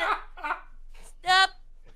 I just now want to get pulled over now, and I just hear Power Rangers go, just he does a front flip over his car. Oh my god. The weird thing is, I don't even know how much of this is actually a bit, or if he's actually just trying to be fucking serious. That is retarded. So wait, by this logic, the fucking, Does he by have this a logic, Twitter? like, by this, what is... I'm gonna look to see if Does this he guy have has it a that Twitter. Wyatt? I'm just gonna be nice to him. Don't you worry. Also known as, I just tweeted him. Were you fucking serious about Ninja Storm being cops? So it's like you have an organization that is not government funded. There's no implications of it being government funded. So already, police government funded. Second, yeah, they train people to protect the world. They're police off. Okay. Wait a Also, like second. the origin of his. Oh, ooh. What? So he doesn't have a Does he have a blue sky? Twitter. He doesn't have a Twitter, but he does have a Discord server. Oh God. Just look, if you're gonna go there, just lurk. Don't say anything. Just, I've now been hidden amongst the retards. I'm sorry. So about the Ninja Academy being cops. Here's the thing. This is why his criteria, at least from what I've been able to gather, is so fundamentally fucking stupid. It's like, oh, the source of their powers. Okay, but what if they were? Like a team whose powers were solely based in magic, but they were like the magic police, and they policed who could the types of magic that are used. I mean, I guess he would count them as police, but what if it was? I don't think the source of the powers, or at least what they derive their powers from, should really fucking matter, to be honest. Ninja Academy. It's a fucking academy to train people to protect the planet. They're not. No, actually, you know what? Fuck it. They're more akin to military in that instance. Then, if you really want to see this logic, they're more akin to the military because they're being protected to protect a much larger scope than a city or a county or a state. And imagine being arrested by. I imagine being arrested by a Ninja Storm Power Ranger, and I'm imagining them trying to read the Miranda rights, but they can't stop backflipping or cartwheeling. So it's like being arrested by Leon Kennedy. It's like you have the right to remain silent. You have the right to an eternity as he's doing flips and shit around you. I'm having a hard time hearing you because you won't sit still for more than a few seconds, and then because they think you're resisting, they summon the Megazord. Guys, I think the Ninja Storm Rangers are cops, actually. No, they're not. What they're missing is that they. No, they're not cops. You're an actual stupid person if you think they're cops. Please tell me this was a bit. It has to be. He admits that he's playing it up a little bit or whatever. He kind of in the video, but I think it's maybe part of it's a bit exaggerated. But I think it's not entirely a bit. Don't seem to work with any sort of government. They are, by all accounts, an independent organization, but we also don't know. So they're a secret police? No, I don't think that's what he's saying. Oh, how fucking dark would this suddenly turn? It's so they're a secret police force? Oh dear. Government connections. Like I said, the origin of these academies is something of a lore blind spot. But yeah, with the information in front of me, That's enough that I'm gonna count this team as cops, and this does extend to the Thunder Rangers as well. Technically, within the universe, they are a different team of Rangers, but this only goes to prove my point further, because it confirms that these academies do operate with a larger hierarchy, and it's not just one team of superheroes. This one caught me off guard, I'll be honest. I went into this video pretty much knowing what my conclusions for most of the teams would be, but Ninja Storm did change my mind during the research process. I think my reasoning is sound, though. No, Oh, now we're definitively back in super. No, it's not sound. Your reasoning. Wait, so are the X-Men cops because they have a privately funded academy to help train? Oh my god. And that they protect innocent people from criminals as well. So... Xavier has a secret police force. When are the investigations gonna start? What are they gonna investigate? Charles Xavier's School of Gifted Mutants sounds a lot like a ninja academy. Have you seen Psylocke? She cut a man in half. If that's not police brutality, I don't know what is. Have you seen Psylocke's ass? I mean, That's a crime. It's a crime for it to be that thick and juicy. Wait, are Overwatch police? Because they're... Does that extend to like out extraterrestrial? Are the Guardians cops? I mean, well, they can't be because they usually get in deep shit with the Nova Corps, who are cops. But then they also work with the Nova Corps, and as we were previously told, association is equivalent to being a cop. Jesus fucking Christ! This is so stupid. What is this circular fucking logic he has? I don't understand. I'm trying to find the. I'm trying to find the rationale why he is such a hate boner for like. Not like how certain like flaws within law enforcement, just the inherent flaws within certain parts of the system, but he seems to have a hatred, like a hatred for the concept of police officers. Like he's not even like he's not even like going over any potential corruption. He's just going over how all this stuff is structured. Does he believe that communities should defend themselves? Because that could that could descend into like mob justice really quickly, and that's never a good thing.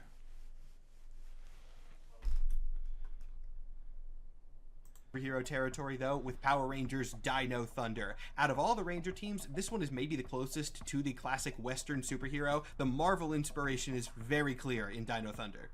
Tommy Oliver is back. He has a doctorate now, and he has been working on experiments with dinosaur DNA. Thus, he and his Ranger team are empowered by these things called the Dino Gems, which are basically a pseudo-magic, pseudo-science dinosaur crystals that give whoever bonds to them superpowers. And Well, yeah, because they're fragments from the meteor impact that killed the dinosaurs. But wasn't that also in the case with the? No, wait, I'm thinking of the reboot. I was thinking of the reboot of Mighty Morphin, where they said the Zeo crystal was included in the meteor that killed the dinosaurs. Yeah. Powers is absolutely the right term, because beyond just their typical Ranger tech and morphing abilities, the Dino Thunder Rangers have independent superhuman abilities that they can use whether they're morphed or not. And who's their villain? Well, Okay, on a side note. So, okay, I get it. So for the Yellow Ranger, she's the pterodactyl. So she gets like this powerful scream, like this Black Canary style scream. All right, the Blue Ranger is the Triceratops, so he's got like the power of like extra durability, like thicker skin. Red Ranger has the T-Rex, so he's fast. It's like no, that's not the dumbest one. Tommy has the power of the Brachiosaurus, so he turns invisible. Trent has the power of a bigger pterosaur, so he can camouflage with his background, which is just him turning invisible. That's those two are also a problem, but I was thinking of the original three first. But like, so they should have given him like fucking super strength or something, like to like emphasize the size of the T-Rex, Because like if you're gonna go with speed, then you should have made the like. Well, of course, this also being a parody. Like if you were being serious about it, you should have had the Velociraptor or something. Yeah, but no, it's the T-Rex, which, you know, honestly, like It's T-Rexes weren't not that necessarily fast. so for their size, they were like not super duper slow, relatively speaking, but like you could outrun a T-Rex. You could easily outmaneuver a T-Rex. It was not that hard.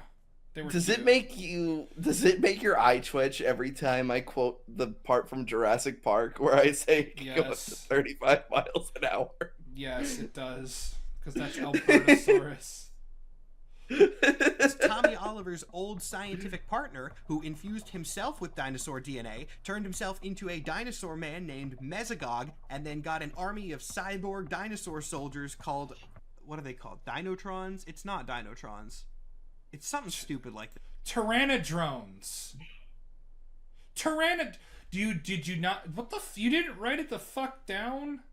I haven't watched Dino Thunder in years, and even He's going this. for a bit, but Okay. but the bit is stupid. Yeah. That though. Tyrannodrones. Wow, I almost want to leave that clip in. You know what? Yeah. Oh no, never mind. No, he genuinely didn't He didn't write it down. know. Yeah, he didn't write So, it down. It's part of your. It was part of your script, dude. Wait, did he do this video without actually watching all of the series? Which I understand is gonna No way. Good. which I understand this probably might be like a monumental task that's over 1,000 episodes, but like If you're doing this full time, that's like a week. yeah, if you didn't, or at the very Like- least, if you didn't watch like the major important episodes of each of the series. That's kind of why another reason I would love to do this full time is we essentially could just watch near infinite amounts of movies, like just all day and all night, because it's our job to just watch them. Yeah, So we have the time to just now watch all film. yeah. I am going to leave that clip in because that was an unedited cut of me legitimately forgetting the name of the Dino Thunder minions and then looking it up really quick.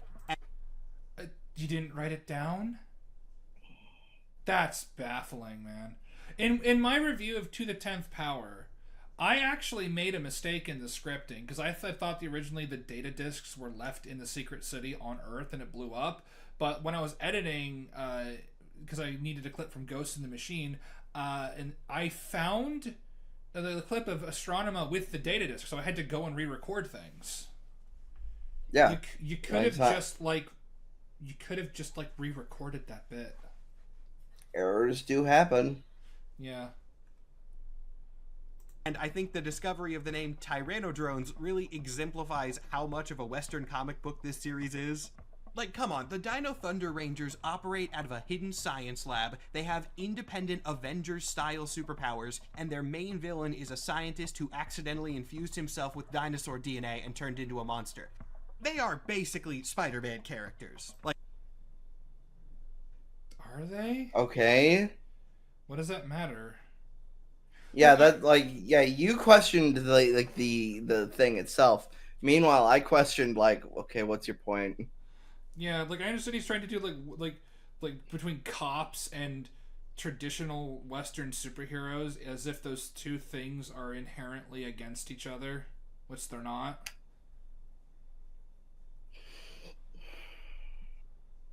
Dino Thunder are the most superhero-y out of all the Rangers, not cops. And you know, I'm starting to see a pattern here, I'm sure a coincidental one, but it seems like during this era, the Ranger teams would flip back and forth in each series from cops and not cops. I swear if he says Operation Overdrive is more similar to cops, I'm going to actually piss in his eyes.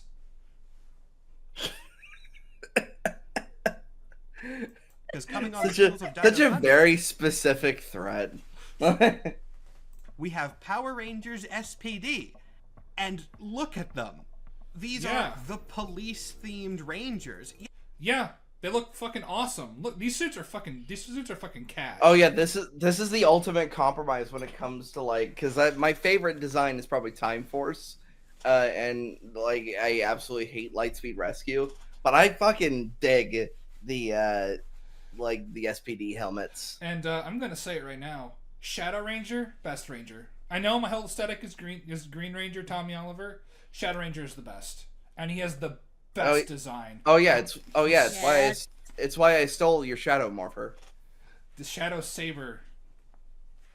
Shut up! I took the Morpher itself.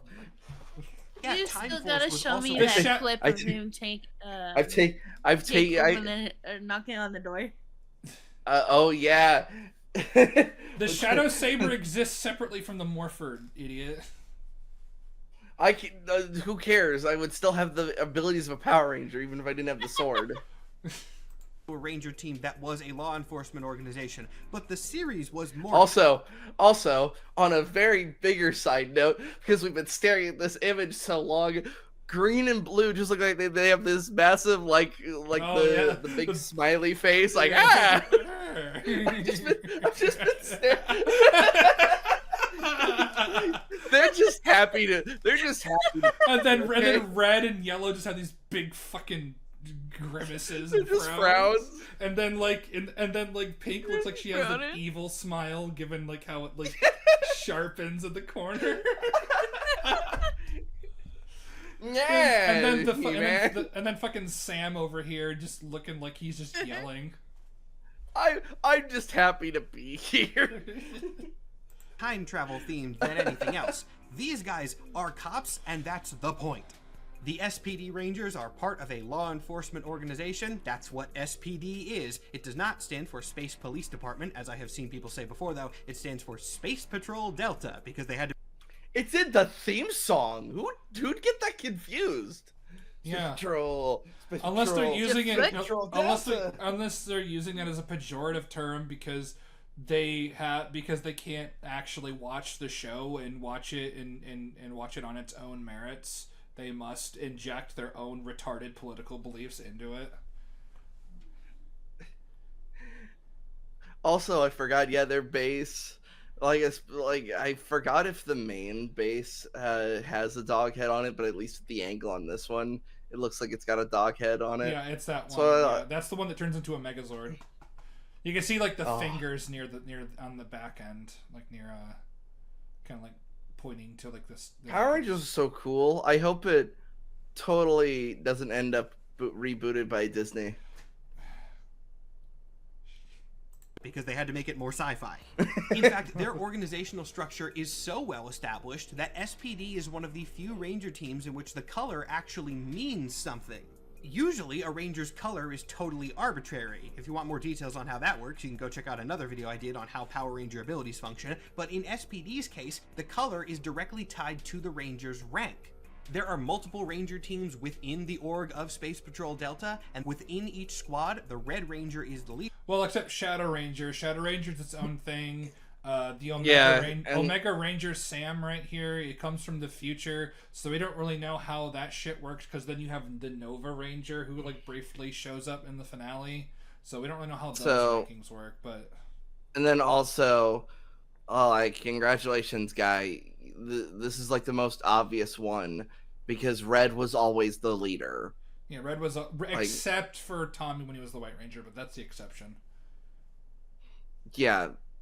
Well, that's because once it's the saddest part about Jason and Austin. Oh shit. And Austin, yeah. And that was that once Tommy was introduced, the Red Ranger kind of became a bit redundant because it just became the Tommy Oliver show. Well, kinda. I think that shit didn't really start happening until after he came back in Return of an Old Friend. That's fair. And at the very least with Dino Thunder, he was mostly the mentor figure, so it didn't really have Tommy Oliver syndrome. He didn't just steal the show. Yeah, true. The Blue Ranger is the second in command, Green is the third, and so on, and these can fluctuate if the rank of the members changes. We see this in the show. At the end of SPD, the first Red Ranger, Jack, ends up leaving, and then the Blue Ranger, Sky, gets promoted to his job, and he appears as the Red Ranger in future episodes. The theming of SPD as cops is so incredibly obvious, I don't even really need to explain it further, because to explain it, I could just point at anything and everything in the show. But there is one more thing we need to address before I move on, and that is that, shockingly, SPD actually acknowledges police corruption as a topic. The Rangers that we follow in the show are known as SPD B Squad. They are not the top Rangers within Space Patrol Delta. Those would be, obviously, A Squad. And the reason we're following B Squad instead of A is that the A Squad Rangers disappear at the beginning of the series. We find out later where A Squad went, and they didn't just go missing. They actively defected to the side of the villains. And not because of any classic Power Rangers Evil Ranger trope like mind control or a curse. They just did it because they wanted to. It is stated. Yeah, so I was right again. I'm oddly predicting this video. It's like, yeah, SPD was like with A Squad. Yeah, they show that they are vulnerable to corruption. Yeah, and the thing is, it's like police corrupt. It is technically police corruption, but like the SPD itself is not corrupt. Yeah, and in this case, with the bad apples, they defeated said bad apples with A Squad. Fucking hell, the original SPD was Kruger and the and other Syrians, like as in like an elite guard of a planet. Mm-hmm. Yeah, the original SPD. You know. I thought he was gonna make a fucking huge deal on SWAT mode. Because it's like, oh, now they're cops, but now they're mega cops with big old guns and shit. And it's like, yeah, it's a power up to help them deal with more powerful threats. And also, probably my favorite power up, like for any of the Ranger teams. Oh yeah, it is literally just like we have vest, we have big gun. I think, and also the radios that attach to the helmets. I think the only mode that I would consider like to be in second place and only kind of by default is Super Dino mode. I don't know, Mystic Legend mode is pretty fucking cool. Let me pull that up for a moment. Yeah, Mystic Legend mode's really cool.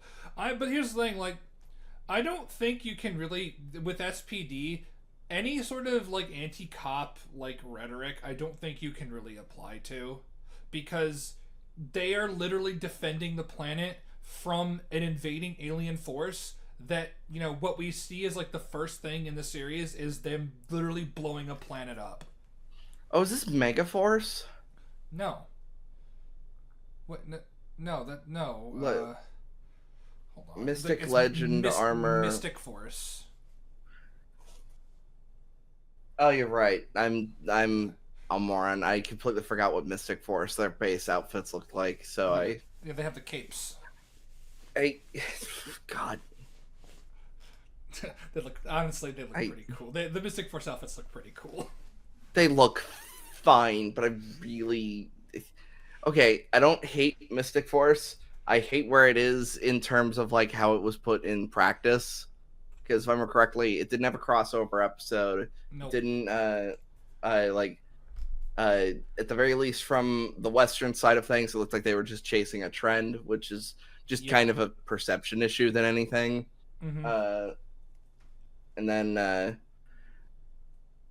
also just the theme song just sucked. Yeah, Ron Wasserman released a version that he was going to release, and it's not great, but like it's better than what they had. Than the fucking rap song. Yeah, and the thing is, Operation Overdrive's rap theme is worse. Oh god, I've never heard that, and I don't want to. No. It is stated within the show that the A Squad Rangers left to join the fascist emperor because they, quote, wanted to be on the winning team, and that is the only reason given. They are openly corrupt cops, and there's no more nuance to them. They don't even get redeemed at the end of the series. These Rangers are actively just bad people who abuse their police power for their own ends. And then of course the system functioning as it should punishes them and arrests them. Yeah, the problem, like, if you want to relate this to our real world system, the problem is that ultimately, like, with police unions and the system being set up what it is, it's set up to protect the bad apples, when in all reality, like, this moment we have a cop that's, like, being, that's either under investigation or actually if does something wrong, they should be immediately fired, and then, like, no one, like, you shouldn't be labeled as a rat for pointing out a bad cop. Yeah, we've investigated ourselves and we have found we have done nothing wrong. Yeah, that's the problem. Is there's too many hidey holes for bad people to do bad things. That's the, like, but there are ways to fix that. Like, it just requires a bit of fundamental changing. Mm-hmm. Part of me is amazed that Power Rangers of all shows was willing to tackle this as a B plot, but then again, SPD does have a reputation of being one of the better written shows, so maybe I shouldn't be surprised. Now, with that said, the SPD Rangers are absolutely still cops, like I said a minute ago. Okay, what's wrong with that? What is wrong with police as a concept, and what is wrong especially with the police officer rangers doing their fucking jobs? Also, I was in the bathroom when you were asking this. Yeah, there are totally people in this world that do believe that we shouldn't have cops at all. That we should just have, like, each citizen should just have their own private security force. Yeah, which is retarded. That's which is just the cops with extra steps. Very. Yeah. And it's like this is the issue. It's like they're cops. It's like, okay, and they're bad. Okay, but they're clearly not. Clearly with SPD like essentially is essentially like the ideal law enforcement. If we're being real. Oh yeah, there's accountability. There's all that kind of stuff, and there's even, like, at the same time they do respect the chain of command. They called Kruger out on his bullshit, but when he dismissed them, they did leave. Yes. They do respect the chain of command. Mm-hmm. That is the point of the series, so nothing can change that fact. But they earn some points back because SPD as an organization clearly cares about and deals with the issue of police corruption. So yeah, good for them. And after Also, like, oh, they're still cops, so that does knock it down a peg. It's like, No. This is circular. It's a circular. Like you said, it's circular reasoning. The police are bad. Police are bad because they're police. Also, could you have chosen better background music? Like, this background music's kind of repetitive and shit. I have no opinion. Pendulum swings back in the other direction. Part of me is starting to wonder if this flip between cop and not cop was somewhat intentional because of how consistent it is. Now we are at Mystic Force. Mystic Force is a bunch of I swear, if he says RPM or police, I'm going to flip my fucking lid. Wizards, and their main villain is an elder god who wants to plunge the universe into infinite darkness that he can rule over for all of eternity. Not cops. I love Mystic Force. It's one of my favorite shows, but this is going to be like... Oh, so you've got bad taste. Mystic Force is very much a mixed bag, but Nick is such a fucking douchebag of a character. There's a lot of really good concepts and a lot of good things that could have been capitalized that just weren't. Plus the Masters defeated in the note. I just the Masters defeated in such a stupid fucking way possible. Oh, we believe in good magic, so the Power Rangers' powers are restored, and then they literally overfeed the Master until he dies. It's so stupid. Yeah, on a subjective note, I just fucking hate Mystic Force. To the point that I try to forget that Mystic Force even fucking happened. Well, here's the thing. Dark Wish is a phenomenal 3-parter. It's the thing is, they get a hold of Gingy, who's like a genie cat, and the villains get a hold of him. They make a wish, and Gingy has to abide by it because he's a genie, and the wish comes true. And they have to go to like basically the foresee, like basically like these god-like entities that dictate magic and reality, to like make an appeal to undo and reverse the wish. So, like, for every good episode and parter that you were talking about with that one, we have nightclub music turns you into vampire. Yeah. I just, I just, I've like Mystic Force was probably the thing that finally I was just like, I think I'm just done watching Power Rangers. Yeah, but it also just has like aesthetically super cool things. Like the Rangers become their Zords through magical transformations, and a lot of the Zords are so cool. The Titan Megazord is awesome. Fucking God, this is so much cool shit in it, but there's also a lot of really dumb shit in it. And the Battleizer in it is also really cool because Nick fuses with a dragon and he's got awesome dragon armor, but Nick's a fucking douchebag dumbass bitch. The Morpher is also just kind of lame. It's like, it's a disguise. They're disguising it as a cell phone. It's fine. It's this, but it's kind of personally, I have the same issue with it as like how I have the problem with the Wild Access Morpher. Well, no, the thing is, the Wild Force Morpher being a cell phone is stupid. The Morpher in Mystic Force. It's they change into a cell phone. Like I think it's more weird that like they have so it's disguised as a cell phone, but it's a magic wand. But they still have to dial numbers in to activate the spells instead of waving their wand around. I guess it's in place of Well, no, they still have to do the incantations. Yeah. That's really weird and stupid. Also, the fact that Nick just abandons his friends that he made to be with his quote-unquote real family is really, really shitty. Like, I'm gonna go with my real mom and dad now on a fucking motorcycle trip. I'm sorry, I'm sorry, Udana on a fucking motorcycle makes me want to fucking just it's so stupid. Seeing is it Beowulf?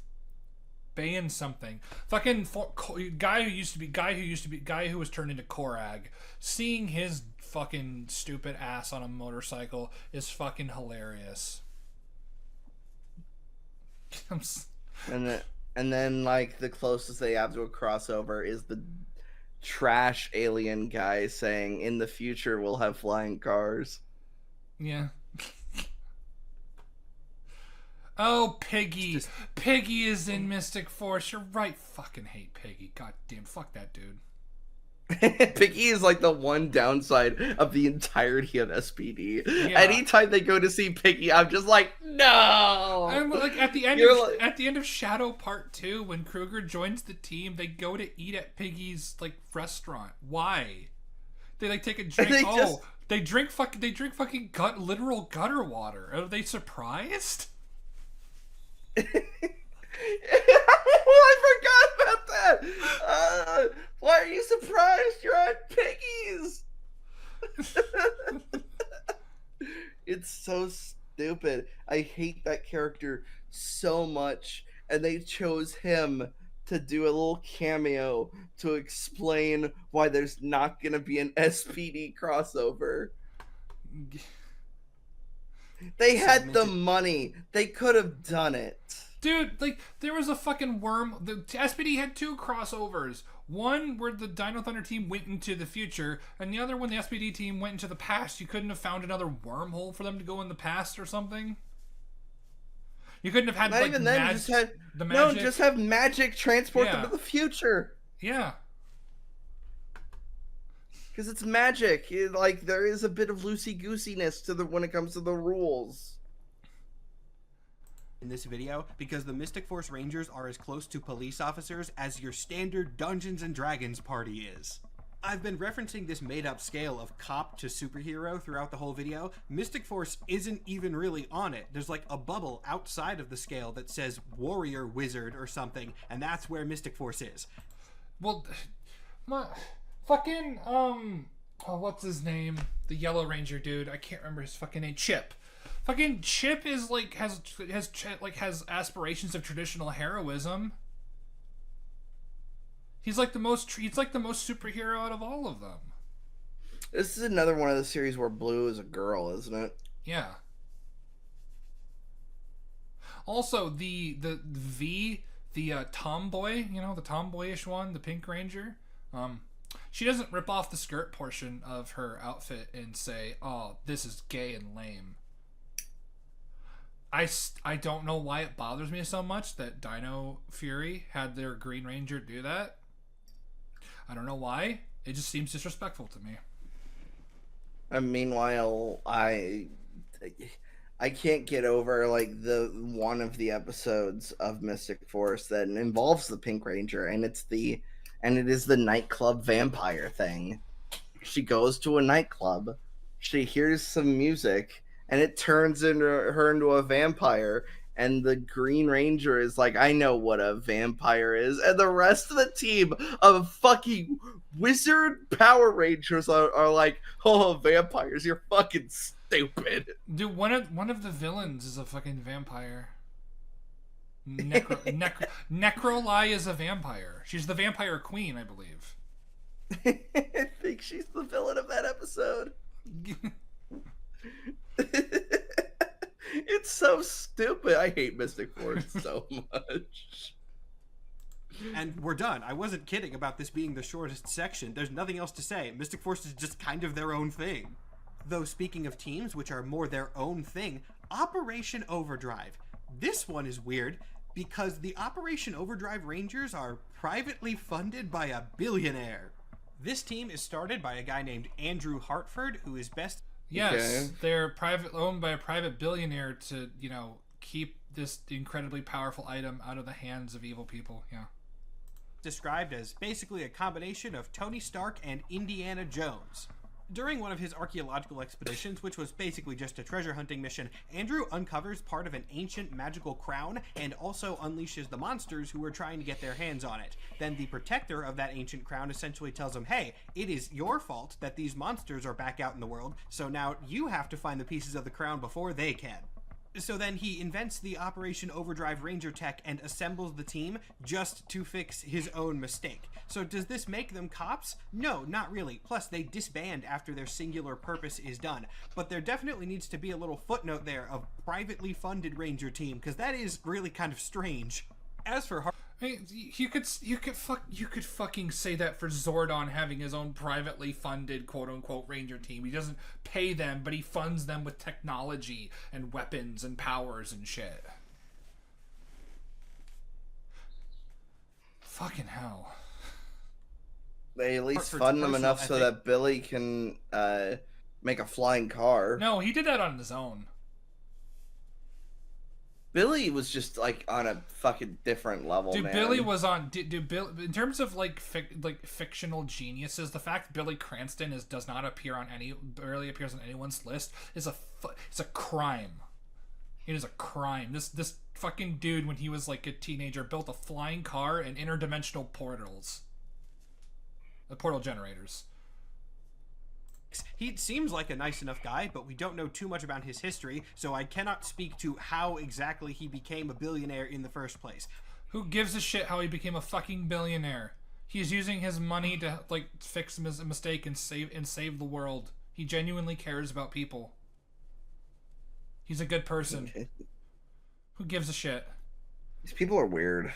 Dude, like, the owner of Arizona Tea is a billionaire, but that man will do everything he can to keep that that fucking can of tea at 99 cents.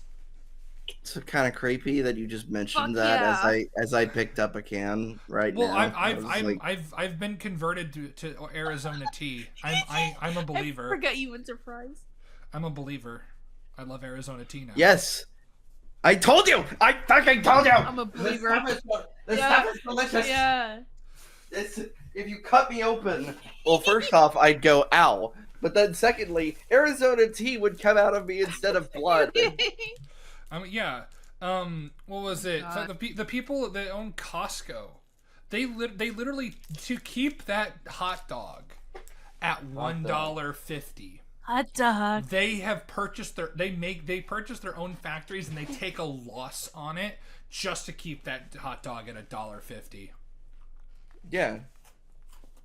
And it doesn't even taste that great. But that's mainly because you don't put any condiments on it. A hot dog without condiments is like an angel without wings. I miss my husband, Fern.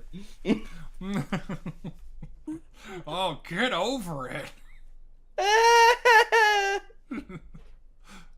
But in the case of the Rangers, he is using his wealth to solve a problem that he caused. So I can't really take issue with that. Also, the red Operation Overdrive Ranger Fucking Chrome. Is it robot? The fucking. Oh, You know, yes, Anaya. Yes, Anaya. He's an android. You are correct. yeah. I've recruited a team of Daft Punk with attitude. God. is a robot that Andrew created to be his son because he had no other family. That's not really relevant to today's topic at hand, but I've learned from experience that if you mention Operation Overdrive without acknowledging the fact that Mac Hartford was a robot, people will yell at you for quote-unquote forgetting it. So here's that, just for you guys. Now we're going to return to some themes that we talked about a little bit earlier with Power Rangers Ninja Storm, because Power Rangers Jungle Fury shares the same elements of sort of martial arts academy. Oh my god, no! Okay, on a my own side note, okay. I'm not gonna say I'm not gonna say Jungle Fury was lame. However, I do think it's a bit weird on a personal note when Power Rangers goes back to like treading ground they've already done it. I was kind of okay a little bit with Dino Thunder, but then with Jungle Fury, it's just like, all right, you switch the animals around, but you're kind of just going back to Wild Force. I mean, it's entirely different, but okay. Yeah. Like I said, I know they can't keep they can't keep making original concepts, especially when you're relying on Sentai. I don't know. It's just a personal note. I think it's because I skipped Jungle Fury. I wasn't that interested in it. Jungle Fury is. I used to hate it, but when I rewatched it, it's actually pretty fucking good. It's actually really good. Look at that pose. What? The Red Ranger. Sorry. Yeah, he's the tiger. On the surface, Jungle Fury really and like that Ninja purple Storm helmet. share a lot of similarities. Both of the teams Oh, are okay. Because the watch together for me was a frame away. I didn't see that.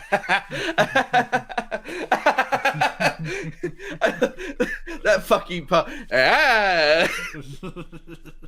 He's just in the back. Why is Blue just standing there like he's waiting for an order of coffee? Because he's super cool and composed. He doesn't look super and his cool. brother and his brother is a musician. It's like, all right, I'm just waiting for my black coffee, and so I'm just gonna stand next to the counter at Starbucks. That's the vibe he's giving off. I'm just waiting here. Like, don't mind me. Go around. I'm just waiting I was just waiting for that one season where like you just have one of the Rangers. They're just like waiting for like a coffee or something to like tap on their way because it's really early. There's waiting at like a McDonald's or something. It's like, oh my god, it's the Red Ranger. I just need a coffee, ma'am. It's like when Batman got an espresso because he didn't want his mind invaded. Why does Yellow look really sassy? Like, because she's the cheetah. That What is that? Around. dinosaur.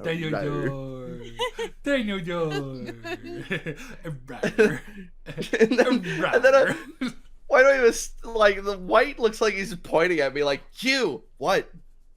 Christ, what? Well, he's pointing his morpher at you. It's this giant fucking hand thing that shoots missiles, and it has like a big ass sword. Oh Christ! And he's also not the White Ranger. He's the Rhino Ranger. Get it right? He's white. No, he's the Rhino Ranger. Oh my god! Get it right. Also, You're right. this is the furry squad rolling up on you. Fucking Purple, who's like assuming is a wolf. Oh my He's god! like, Yeah. He's all posted up. He's just like, I'm gonna fight you. Hey, It's like, RJ is really cool. He's I all love that splayed up. helmet. Oh wait, he's like borderline copying Yellow, except she's going like roar. He's going like roar. Oh woo. Brr. Ooh Teams are woo. martial arts users who are magically No! empowered in one way or another and trained by a dedicated academy. In Jungle Fury's case, a group known as the Order of the Claw. So you might expect that I would classify this Order of the Claw. Yes. Yes, the Order of the Claw. Yeah, because they all have animal spirits. The Order of the Claws in session. Yeah. They're next door to the Christmas Adventure Club. Don't you my dare God, stop. associate something of apex quality like Jungle Fury with that utter piece of trash. They're both meeting at the Chili's for their meetings.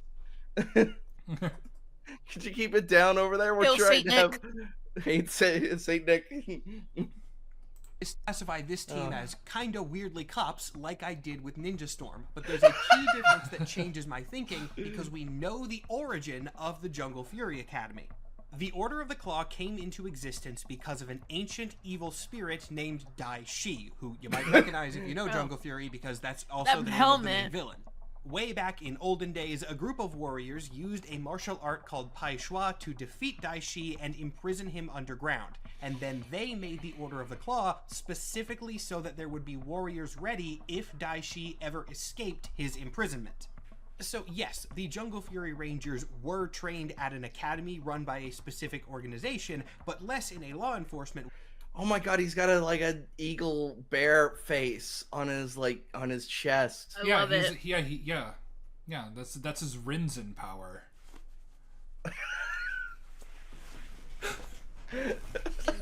His Riz? His Rinzen power. His Riz power.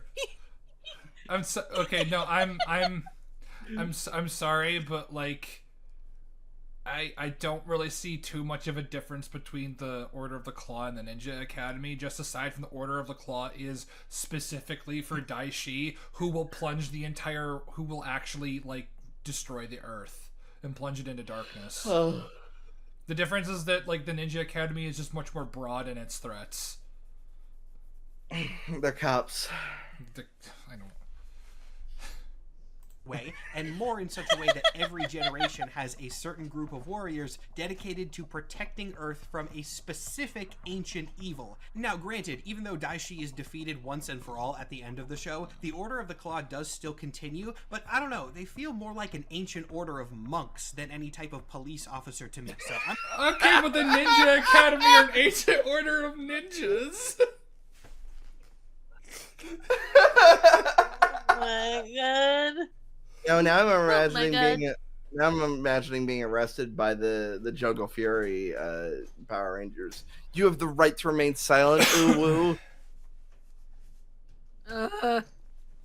This is so stupid. I'm gonna say they're good.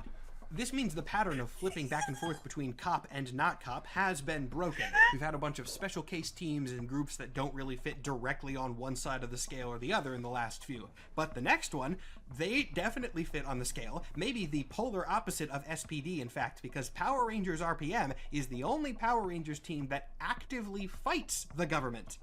RPM takes... They don't. They don't. They don't fight the government. Are you actually retarded? What the Oh, fuck? wait, RPM, like, so to remind me, because of course I absorb most of my information through memes. RPM is the, like, I'm Scottish. Yes, it's that one. They don't fight the government. Like, are you going to say that Vengex and his regime are the government? I mean, I guess, but like that's actually stupid. They're an These invading outfits are way force. better than the turbo Oh my ones. God. Yeah, they are. Like, I like the straps that look like seat belts. They have like tires that actually rotate on their like, arms. That's cool. The helmets are properly aligned for the things like the headlights. You don't have extra like dividing stuff for it, except for gold. Looks like gold like has like an X pattern. Look at that gold one. Oh my God. Yeah, they're gold and silver are supposed to be pilots. Oh, is that why they both got like shark Okay. fin type things going Yeah, on? yeah, and that's why like if you look at like the straps, they're like in a cross pattern like that. Like Oh yeah, they're like in a harness. Okay, Yeah, okay. yeah, Like this design ain't half bad. It's really cool. yeah. I think I like golds the most because I like being a good fighter pilot. place in an alternate universe which has been destroyed by a sentient AI who was made by a shady government organization and then gained self-awareness and went... No. Right. No. Dr. K made Vengex because the shady government organization kidnapped her as a child because she was really smart and put her in one of these, like, you know, basically think of like MK Ultra or something like that. It was called Alphabet Soup. Dr. K was the one that created Vengex so that she could escape. Because all she wanted to do was go outside. She was never allowed outside. So she created Vengex in order to do that. And then of course Vengex, being an incredibly smart and AI, essentially did a Skynet. So no, it was Dr. K that did it, and she did it independently of Alphabet Soup knowing about it. Rogue. The group So that he's made just this wrong. virus was known as Alphabet Soup. They did a whole bunch Why is their name Alphabet Soup? I don't know. I guess it's because they kidnapped children. That's terrible. Yeah. of bad stuff in the name of military Okay. experimentation, including kidnapping children on multiple occasions. And Yep. again, they are definitely a government organization. This is not a fan theory. It is confirmed within the show. One of the kidnapped children, though an adult at the time of the show, Dr. K, is also the one who created the Ranger tech that the RPM Rangers use. She escapes the Alphabet Soup facility with her gear and then assembles the team as a way to atone for her past and take down the AI that she contributed to. Yeah. After the world is destroyed and they're confined to Corinth, the Power Rangers don't become a thing until after the last remnants of humanity go into Corinth. Like the opening 5-ish minutes of the show, Scott, Summer, Flynn, they're not Rangers yet. So Now, Alphabet Soup is annihilated by the robots pretty quickly after this happens, so it's not like they're a present evil group within the series, but still, the RPM Rangers do work under a government defector using stolen military technology. Corinth is the Corinth. What? No, that's not fucking true. You didn't watch the goddamn show. Corinth. They work for Corinth. They work for humanity. Corinth is its own society of the last remnants of humanity. Vengex does not represent anything other than machine supremacy. It's Skynet. This is like saying that Kyle Reese fighting against Skynet is like fighting against the government because the government in Cyberdyne created the AI. That's literally like saying that. You're just wrong. That's not RPM. Don't you insult So he didn't my watch favorite the show. He didn't. So he again. He's just going off of cliff notes. Vengex is the creation of Dr. K, not Alphabet Soup. Like Vengex does not represent Alphabet Soup or anything or any governmental organization. It is for pure machine supremacy. The RPM Rangers defend the last bastion of humanity, including the government. Fucking hell. The government goes after Dr. K when they find out she's the one that created Vengex. Because you would do that. You created a thing that ended the world. We want to arrest you. You bitch. The government helps the Power Rangers. You didn't watch it. You didn't watch RPM. This is the most frustrated I've seen him in a hot minute. Because RPM is my favorite season of Power Rangers and probably my favorite television show ever. Okay? Yeah. I love this. It's so fucking good. Yeah, just like how SPD is mine. I get it. Yeah. Those get great. legitimized a bit more later in the series, but they get legitimized because they're working with the government of the last surviving city in the apocalypse to protect the residents of that city. Yes. They are definitely not cops. They are independent. Well, first off, you've just described what the purpose of law enforcement and military are. So, You congratulations. just described cops with extra steps. Yeah, it's cops in the military. Like,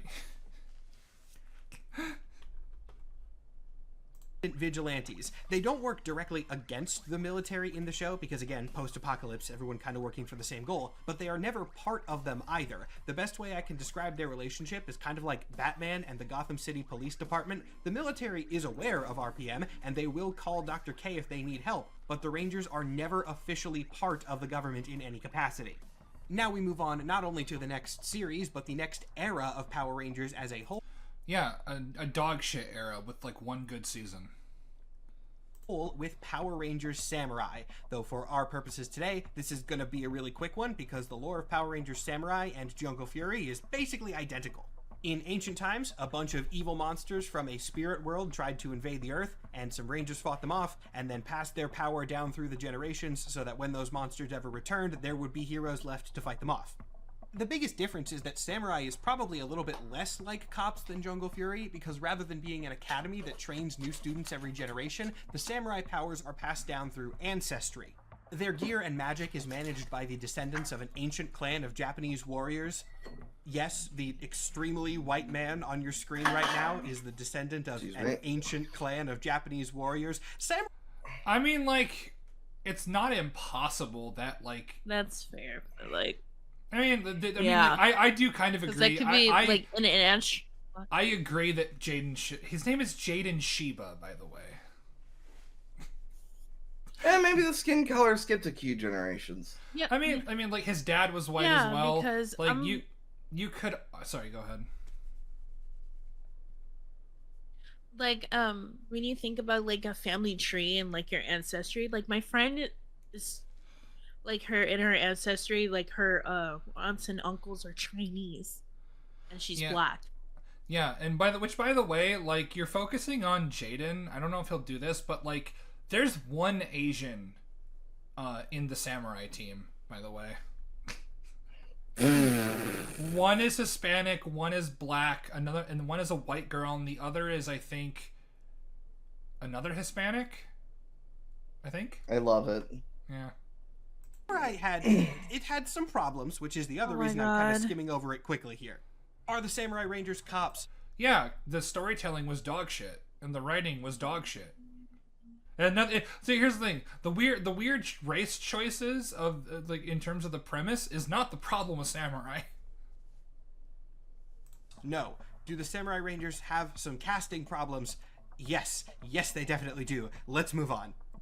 Wow, yeah, you focus on the white dude, not the other ones. Okay. Oh, and now we're at Power Rangers Megaforce. Yay, fun. And by yay, fun, I mean bad, and I don't want to talk about it, but I have to because that's what the video's about.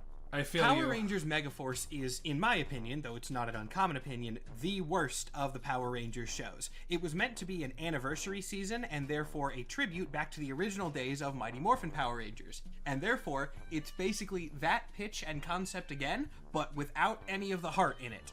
It is a bunch of teenagers chosen by a huge alien face to receive the abilities of Power Rangers so that they can defend the Earth from an invading alien force. They don't even really have that much of a unique theme. Technically, I believe the theme originally is like land, sea, and air, but in practice, the theme of Megaforce may as well just be Power Rangers. Which is a shame because I watched this when I was young. I hated it. Because the Sentai the suits are based off of, the theme is angels. Oh, okay. Yeah. So this is where like I would see the show and I'd see the toys that they were releasing and I'd see specifically the morphers and I'd just be like, oh, they didn't even bother. These are actually just the toys. This isn't the prop that was then be later turned into a toy. Like you say that, but constantly the original morphers would break on set and they would just go buy the toys from like a Toys R Us and use them on the show. So that's what they were, the fucking toys. I thought I was losing my mind. No, that would constantly happen. They'd constantly break on set. No wonder, because I'd see that and it's just like that looks just like the toy. Yeah, it was the toy. It was the toy, yeah. What the fuck? What? Listen, look, okay, listen. No wonder that show looked so cheap to me. No, the original Mighty Morphin Morphers. That's what Oh. I'm talking about. The original Mighty Morphin Morphers. Oh no, I was talking about Operation Overdrive. Like, I mean, okay, Megaforce. so fair enough. Megaforce, you're right. I don't know why I said Operation Overdrive. With Megaforce, that was the issue I was having. The morphers just looked so unbelievably cheap, Yeah. and and that's kind of one reason I didn't look at it. It's because like it's just felt like if they were making Power Rangers just to make Power Rangers, and also, but that is funny with Mighty Morphing. If apparently, why would they break? Like the morphers are just a solid piece of plastic that are just with a handle on it. They drop them on set. They might they might have been broken when moving stuff. Just general wear and tear from a bunch of takes, maybe. I'm not sure. Huh. Yeah. They're also on the belt buckles as well during action sequences, though that might be a separate prop. I would imagine it'd be a separate prop and more for the costuming department. Yeah.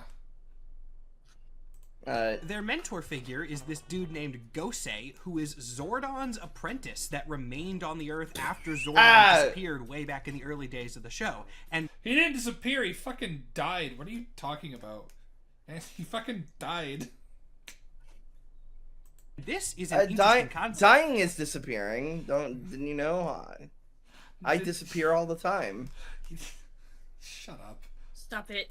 Or at least it would be if they had put any effort into developing it. That one sentence I gave you about Gosei 5 seconds ago is basically all that we know about him. True. They're not cops because, again, it's the original series rehashed. They are definitely more on the superhero side of the scale. They're just not good. And their upgrade into Super Megaforce doesn't make them a lot better. For those who are not well versed... That's right. And they went from Megaforce to Super Megaforce. There was... Oh my God, I really did not like this show. Yeah, which is honestly, you should have just had the Super Megaforce Rangers be a different team. It's more consistent. They did this thing for several years. I'm sorry, I didn't mean to interrupt you. Oh, you're good. You're fine. Where they would basically release 2 seasons of a given show instead of 1, but rather than branding the second season as whatever the show is, season 2, they would just put the word super in front of it. So we got Super Samurai, Super Megaforce, Super Ninja Steel, etc. But the only super season that actually introduced an update to the visuals of the Rangers was Super Megaforce, where they became pirates. Now you might think that... Yeah. Oh my God. Yeah. No. Well, no, the pirate theme is fine. The problem is that they don't treat it as the pirate theme. Yeah, it looks fine. Is it, like, it's different? just like so on a pure surface level, just glance at it. That looks like it is both spandex, but also like he's just wearing like a pirate T-shirt underneath. Like it's supposed to emulate that. It's supposed to emulate something like that. That has relevance to the topic of today's video, because if they're pirates, they're probably not cops, right? And you would be right in that thinking, except they never really acknowledge the pirate theming at all. The original theme... They don't. What? You know, they just... Oh my God. They got a gun. Well, no, it's just an upgraded form. They don't treat it like they're pirates. It's like it's such a massive disconnect. To be honest, I would think they're on sea or something. No. Oh my God, they've got guns. I mean, later in Super Megaforce, they get their upgraded forms taken away, and they just go back to their original outfits. And then... Oh my God, he's got a gun. Sentai show that this is based on was around pirates. There was a whole gimmick where they were stealing the powers of previous Rangers or something like that, and then Super Megaforce just took the gimmick of the Rangers turning into other Rangers, kept that part, and abandoned the pirate parts entirely. So if you looked at this and got excited about Pirate Rangers, I'm so sorry to disappoint you, that doesn't exist. There is literally no canon explanation or reason why the Super Megaforce Rangers look like pirates. Power Rangers just wasted one of the most uniquely themed suit designs that they've ever had. And so, for purposes of today, I mean, yeah, they're not cops, but just because they're still a lazy rehash of the original and not anything new or fun. Thank God with the next one I get to be positive again, because we move from two of my least favorite shows to my favorite Power Rangers team, Dino Charge, who also happens Dino to be Charge the is team with cool. one of the most wild conceptual ideas in the entirety of the universe. Now, dinosaur-themed Power Rangers, that's nothing new Well, at look at all. that We've seen one. that at this point in Yeah. the show 3 times. But these guys are both dinosaur and battery-themed, and they get their abilities from these little crystals called Energems.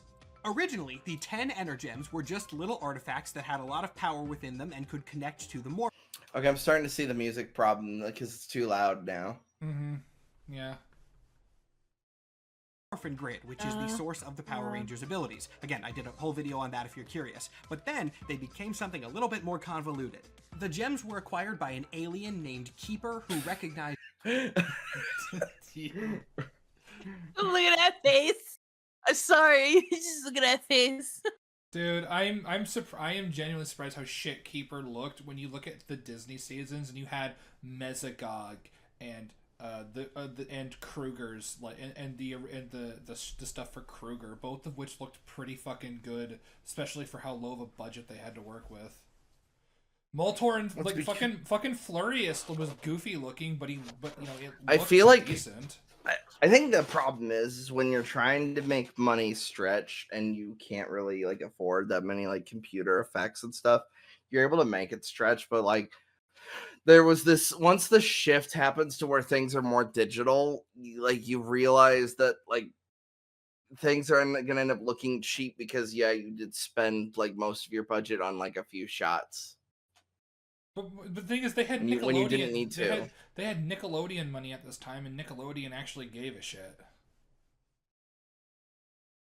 Oh, hold on. That I don't believe you because they're not SpongeBob. I don't. The Nickel in terms of from a budget standpoint, they actually did kind of care. That's weird because Nickelodeon, unless you were SpongeBob, like didn't give any show a budget. I think like Sanjay and Craig barely had any budget to begin with.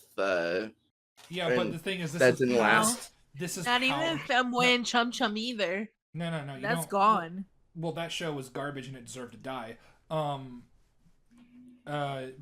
so was Sanjay. So was Sanjay and Craig. Sanjay and Craig was just trying to be regular show, but didn't commit. You have to consider this is Power Rangers, all right? You kind of have to. Fair enough.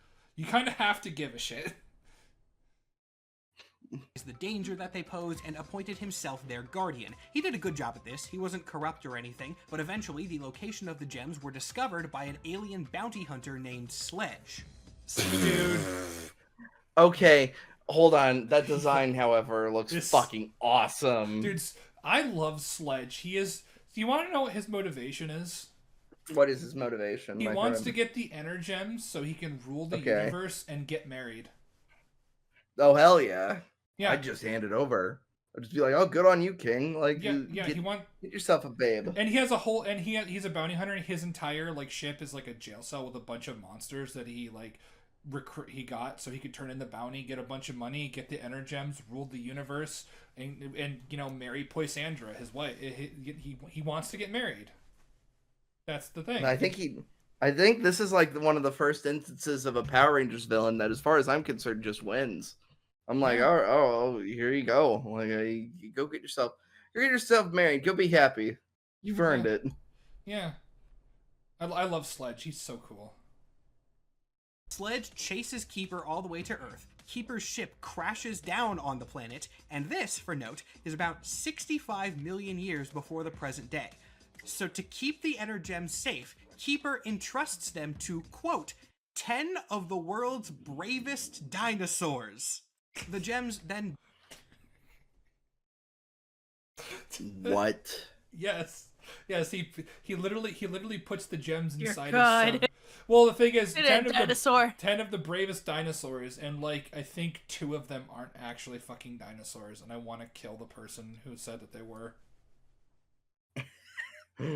You T-Rex, you're pretty brave. Would you like this cool energy crystal? Roar. Rar. Understood. Roar. Rar. Roar. Rar. Bond with the souls of the dinosaurs are scattered across the planet when the creatures move around, and then are lost when the asteroid eventually causes the extinction of the dinosaurs, an event which was caused directly by Sledge's actions. The gems then slowly... Yeah, because he was literally towing a shit ton of asteroids as well, and they got free and like crashed onto the planet. Oh shit. Yeah. Wait. So one of those asteroids must have carried the dino gems. Nope. Dino Charge is in a different universe. I see. Just like with RPM, this different universe. Because if Dino Charge was was in the main universe, then oh boy, that would cause a lot of problems. Because guess what? They go back in time, stop the asteroid from ever hitting Earth, and the dinosaurs never go extinct. Yes. Which. Okay. What? Yeah. turn up over millennia, still infused with the dinosaur souls, and somehow that makes them an incredibly good judge of human character. And so if a human who is pure of heart finds one of the gems, it will bond to them. Also, the Blue Ranger is a caveman. Because being bonded with the Dino Gem makes you immortal. From you can't die of old age, or you don't age in general if you get bonded with the Dino Gem. Either that or you got frozen. I can't remember which one. Wait. So Bravest Dinosaurs and Jerry over there. Yes. Jerry. Well, no. The Blue Ranger finds a Dino Gem. Finds an Energem. He found it like during the Stone Age. Then he either got, I can't remember if he got frozen or, no, I think he, I can't remember if he got frozen solid or I think he got frozen. But I think it also makes you, I think it also means you can't die of old age as well. And give them the power to turn into a ranger. So I'm not sure entirely what that is. Also, their morphers are guns.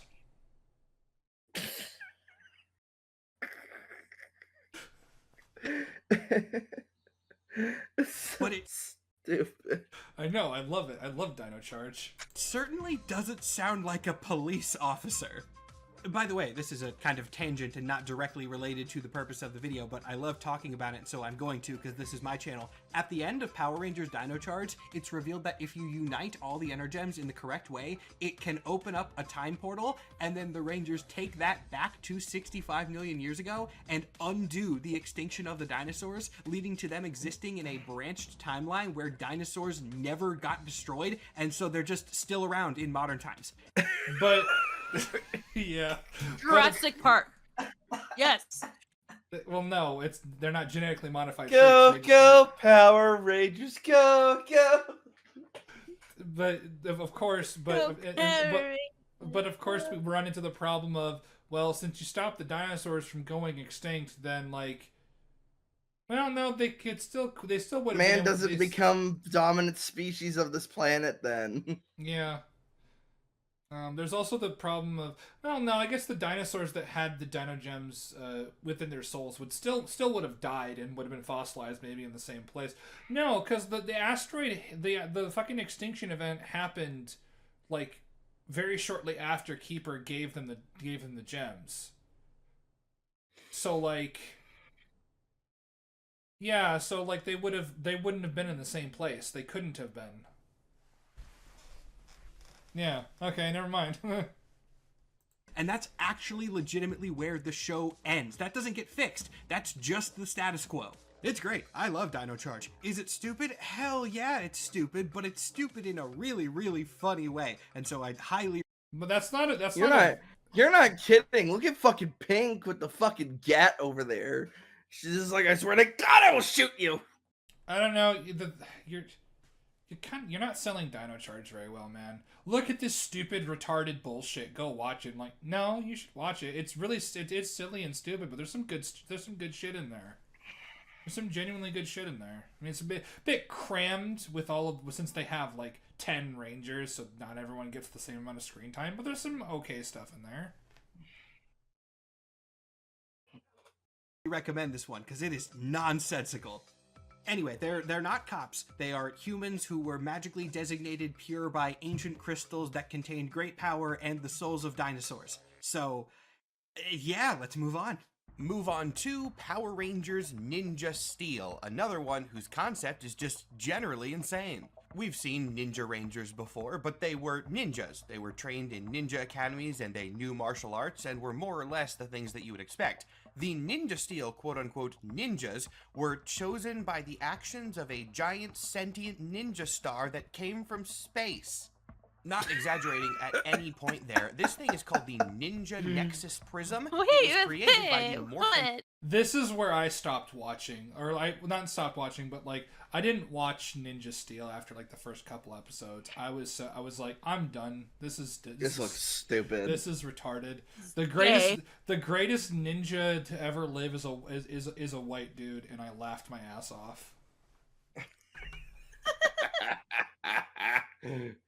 Masters, the first civilization to ever access the Morphin Grid, and now it just zooms around the universe, finding planets that need Power Rangers and making Power Rangers. But Earth doesn't need them.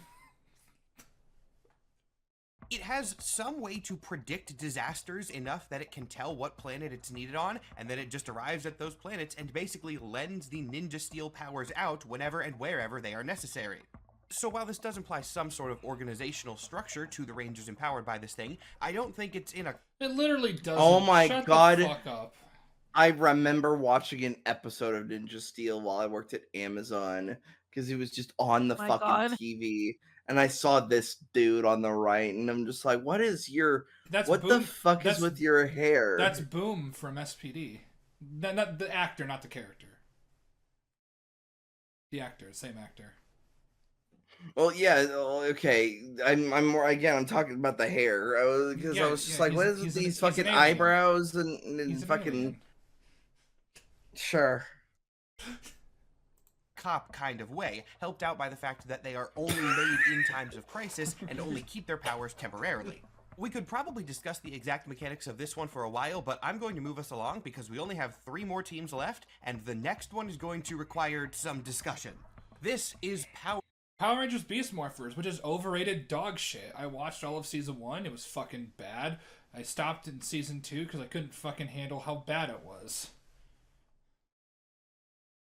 Power Rangers Beast Morphers. The Beast Morphers Rangers work for... well, it's definitely an organization. It's a group called Grid Battle Force.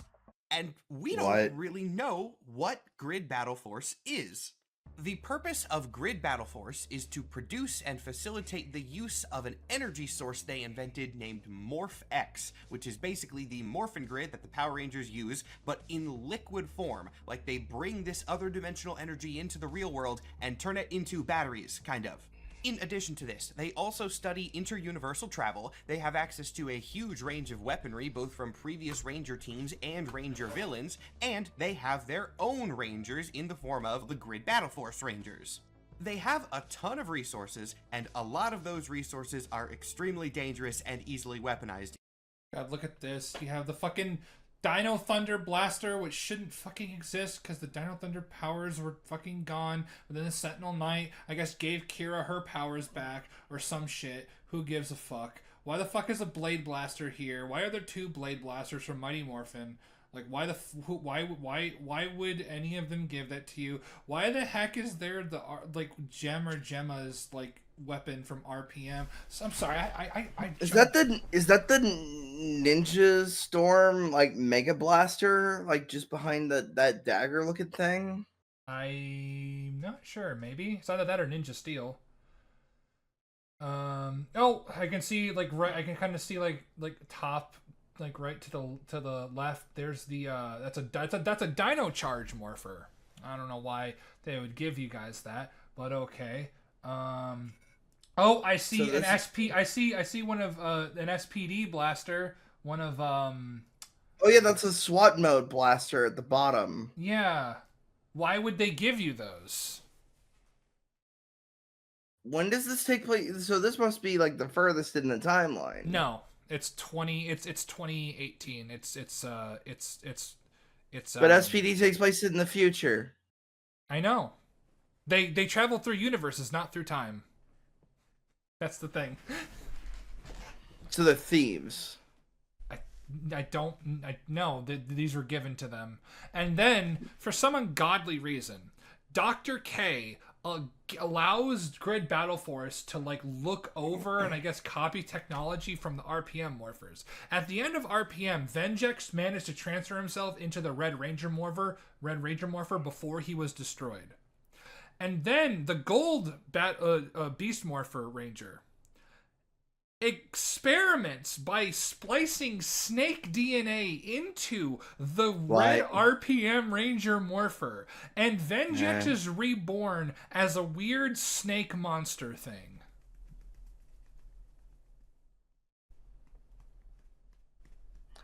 Do you think when you become Power Rangers writer, they just give you a mountain of cocaine?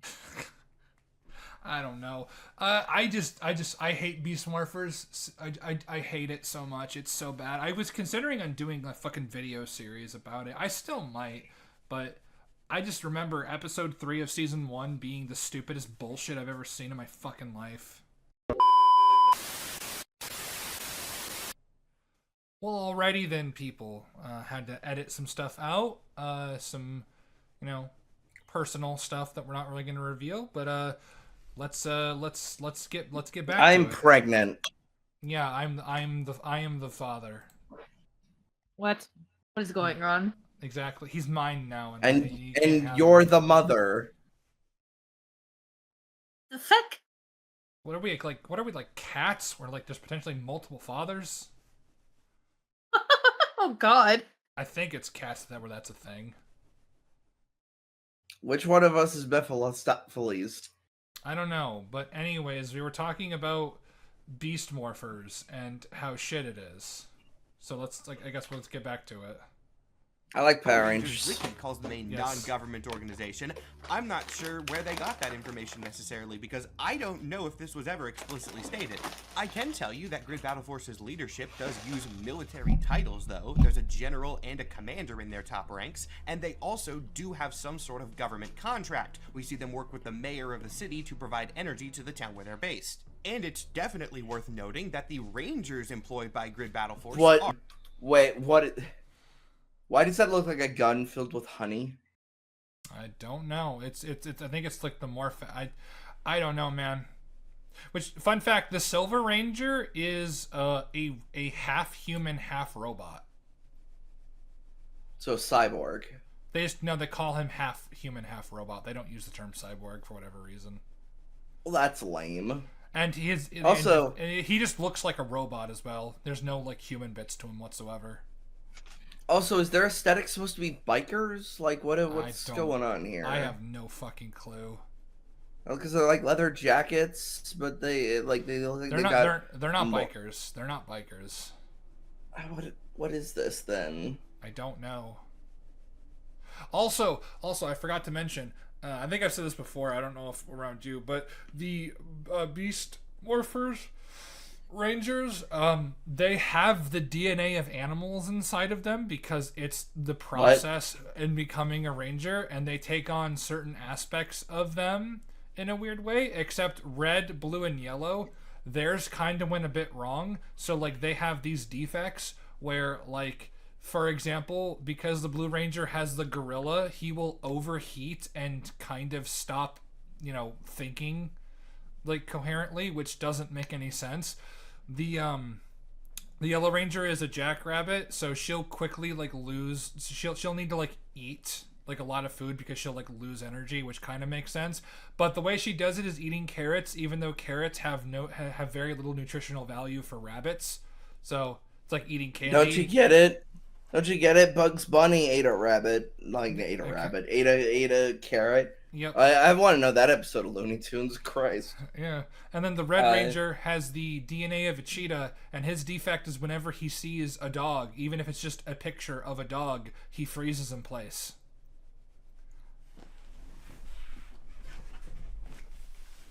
Because cats or afraid of dogs or whatever. Even though cheetahs, in at least in captivity, one way that rehabbers or Yeah, whatever use they have emotional yeah, they support have their dogs. own dog. Yeah, their own best friend. Yeah, own dog. I'm that's stupid.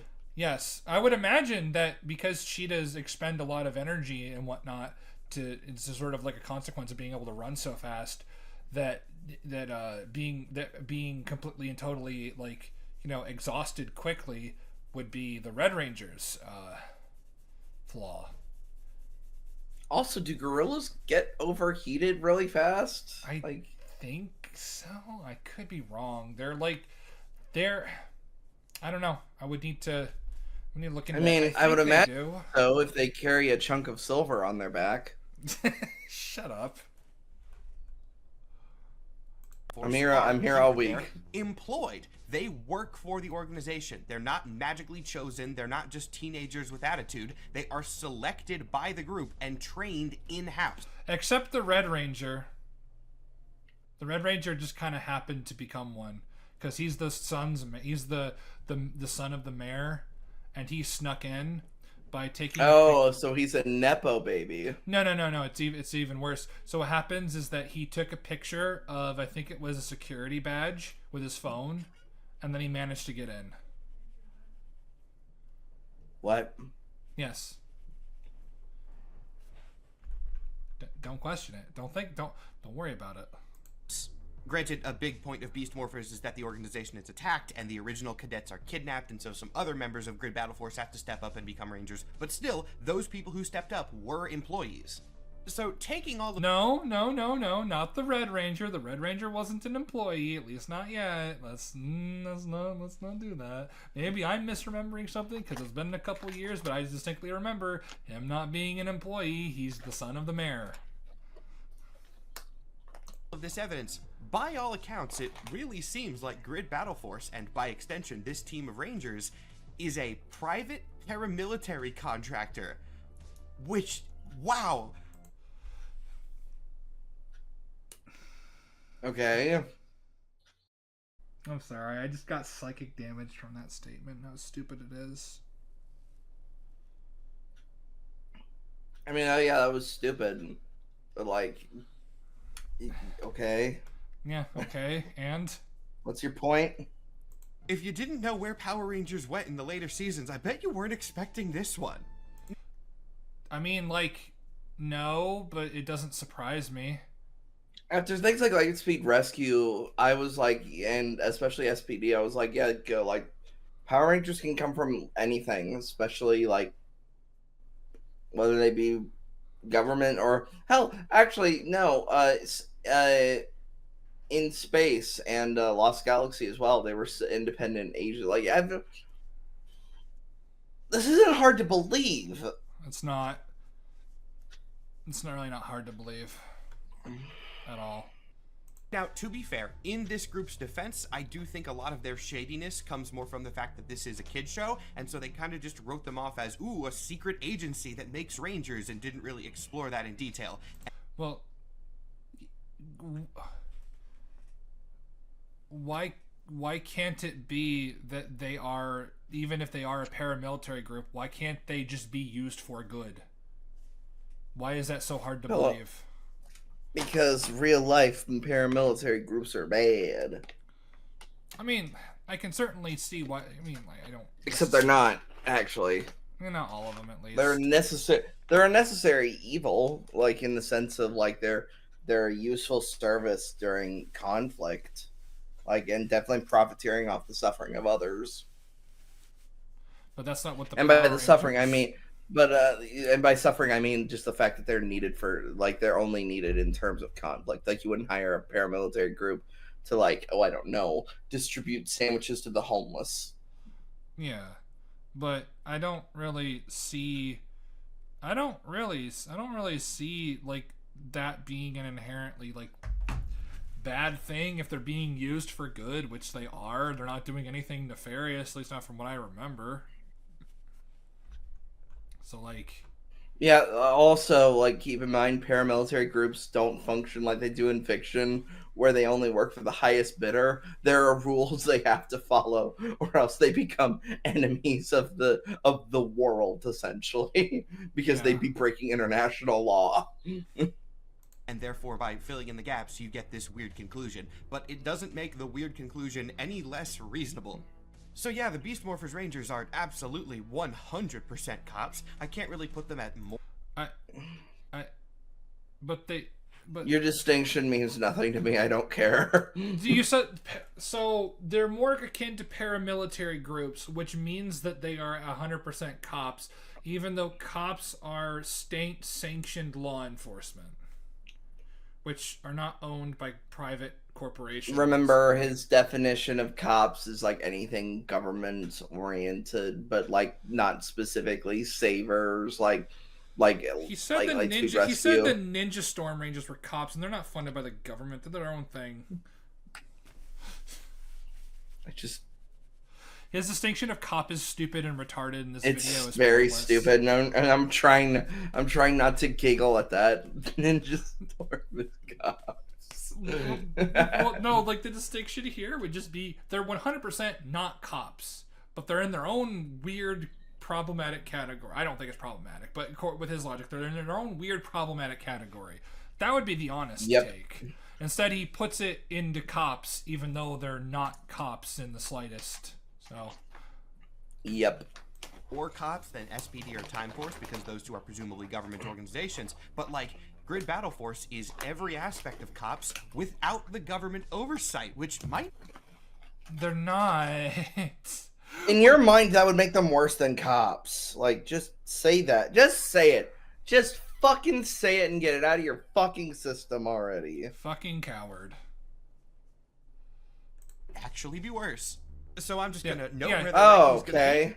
Yeah, they might actually be worse. I mean, they're not worse. I mean, SPD is good. Time Force is a net good. Grid Only Battle slightly Force is worse a when net you good. think about just the implication of like the fact that they could do evil, but they're not evil though. That's the key part. Yes. And then we're gonna keep going because, like I said, we are almost at the list. And trust me from experience, the longer you think about Grid Battle Force, the worse they get. Well, the Grid Battle Force is just retarded in terms of how they fucking operate. Because they allow the Yellow Ranger, in an attempt to stop the mayor from demolishing, I forget it was like a forest or a park area, because the city had such a problem with traffic, they just needed more roads. Because it was just it was like LA traffic times a million, essentially. So her big, bright fucking idea was let's put more. The villains want more effects, by the way. It's how they do a lot of their stuff, so they need a lot of it. So instead she's like, let's have these Morphex powered bikes, and we're gonna have them, so we're gonna have people ride them so they stop taking their cars as much, and it's like, that's retarded on a multitude of levels. But the most retarded thing about it is that you're actually putting more people in danger because you're having more Morph X out in the open for the bad guys to steal, which they do steal it. Imagine that. And you're putting that on bicycles where civilians would be riding them, so you're putting them in danger more than you need to. And like, that's not viewed as a bad thing, because they're just really stupid. Now, granted, they can't just stop producing Morph X because they've essentially like made the city dependent on it right before all the bullshit happened and whatnot. So they're kind of stuck between a rock and a hard place here. So that's one thing. They couldn't really prepare for it. Then you had Nate experimenting with Vengex for whatever fucking reason with goddamn snake DNA. You have like just the method of becoming a Power Ranger is utterly stupid nonsense. Like, why do I need to infuse my DNA with that of an animal's? Why are we doing this shit? You don't need to. We know you don't need to. Lightspeed Rescue and SPD, they just have things that you can connect to the morphing grid. You don't need this shit. The reason why the SPD Rangers had their powers is because their parents worked for the early SPD and like weird experiments and whatnot, and like I think like that sort of like transferred to them genetically or whatever. I can't really remember the specifics of it, but no. The problem with the Grid Battle Force is that they're horribly run, And the Beast Morphers is just retarded. We're going to actually stay in kind of cop territory for the remainder of these, which might surprise people because historically, Dinosaur Rangers have been very much on the superhero side, and now we are at Power Rangers Dino Fury. This one occupies... I really haven't seen much of Dino Fury, I'm going to be real. All I know is that this is the season where Lord Zed is brought back to life, even though he shouldn't, because all of Lord Zed's evil was destroyed by the Z-Wave, but they bring him back by saying... that Nobody remembers the fucking Z-Wave. You're the only one. It's the finale to In Space, one of the most beloved seasons of Power Rangers. People know the Z guy. This is why, like, so, like, it's like in people of In Space. Oh, we're gonna be canceled. Well, let's just make sure we tie up every loose end. In Space does really well ratings wise. You're renewed for another season. Fuck. Like, it's not really their fault. They thought they were gonna be canceled. Then we just set it in an alternate universe. Yeah. You do that. That's the fucking solution. But the thing is, right, if we're going to have take place in the main universe for whatever damn reason, then just don't have any reoccurring villains come back, because they can't come back. Beast Morphers brings back Goldar, because apparently even though his sword was completely destroyed in the Z-Wave, his sword is just in a box or something. At least with, like, finding Rita's, like, good side, like, it was implied that the Z-Wave destroyed, like, the evil half of her. Yeah, she became the Mystic Mother in Mystic Force, which is the governor of all good magic. Which is, like, one of the neat things about Mystic Force. And then, in the 30th anniversary, Rita's evil still persisted and existed, and possessed Alpha 7, and turned him into Robo-Rita. That's really stupid. I despise so much. Like, the Z-Wave means nothing now. Whatever, it already had a lot of its impact and meaning taken away when Lost Galaxy came around, but at the very least, a lot of these evils were new, aside from a couple examples here and there. But then you just straight up bring back characters that shouldn't even exist because the Z-Wave destroyed their evil. Their evil does not exist. They don't exist either. I fucking hate this shit. Provides a weird little middle ground for our purposes, because the main Dino Fury team that we see is an independent group of heroes that work without any organizational oversight, but they have a history. They get their power and technology from an alien named Zato, who is their Red Ranger and empowers and trains the rest of the team to act basically as a new generation of knights from his home planet. And these ancient knights were not independent adventurers, they were the military for the planet Rafcon. And so while the Dino Fury Rangers we follow are not that military, like, they're trained in the spirit of them, kinda. So to protect the planet from evil. Military are not cops. Inherently. Stop it. Government entity by his rules. Yeah, and his rules. Wait, but I reject Ninja Storm. Yeah, Ninja Storm, exactly. They're not government led. By the way, I reject. Are we talking about how Ninja Storm is their cops? Well, yeah, it's like his criteria are stupid. So, like, weird but accurate comparison, imagine a modern-day U.S. Army soldier gets put into cryostasis with a bunch of guns and ammo and gear for 1,000 years, and then gets awakened in the future and trains a bunch of people to be like a present-day U.S. military unit. That's okay, but that would be more leaning towards military, not cops. Military training and police training are not the same thing. Stop it. Get some help.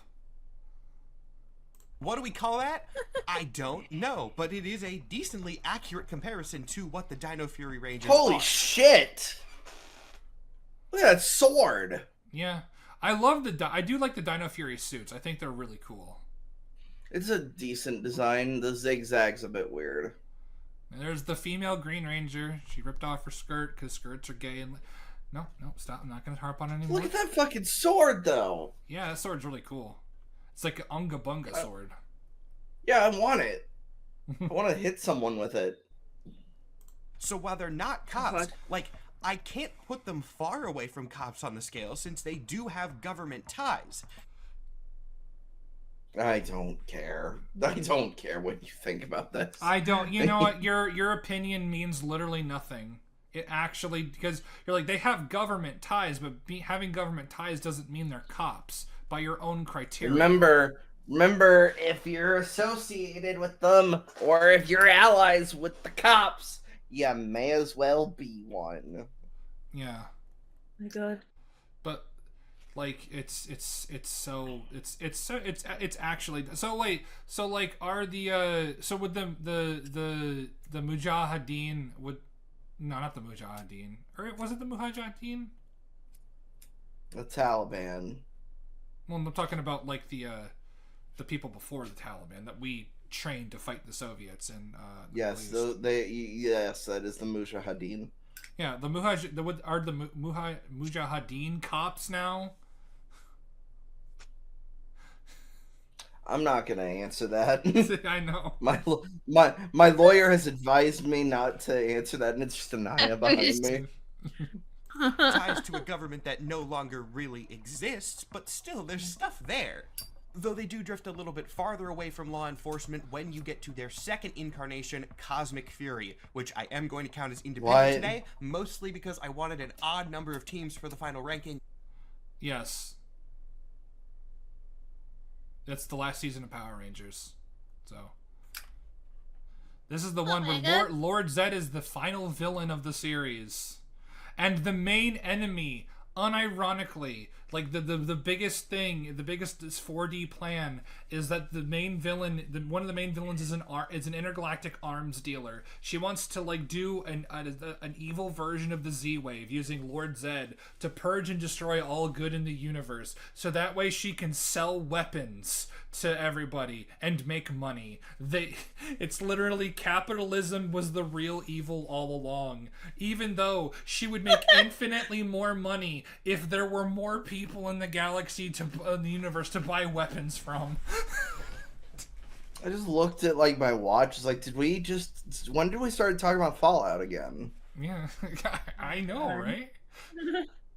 Which you'll see the reason for in a bit. Essentially, Cosmic Fury is a lot like Dino Fury, but just more cosmic magic-y, as the name implies. They lose their original powers and get new ones, which are a lot more space-infused, and their leader dies and becomes something I do not have time to explain today, but can best summarize as the Power Rangers equivalent of a Force Ghost from Star Wars. Also, possibly making up for the weird implications of Beast Morphers, one of Cosmic Fury's main antagonists is a major arms dealer who is trying to start an intergalactic war so that she can sell weapons everywhere for her own profit. And fighting a paramilitary... Okay, hold on. I like this goofy ass design, by the way, with like the jacket like that's looking like a serpent's hood, with also the collared shirt and tie. And it's just like, all right, you know what? I wouldn't mind working for this lady. Imagine, like, it's like I could be in the mailroom, and then she's like, "Hey, do you have those reports for me?" Oh yeah, sure. Here you go. Here's the latest dealings going on in the galaxy. Military organization definitely gives the team points towards not cops.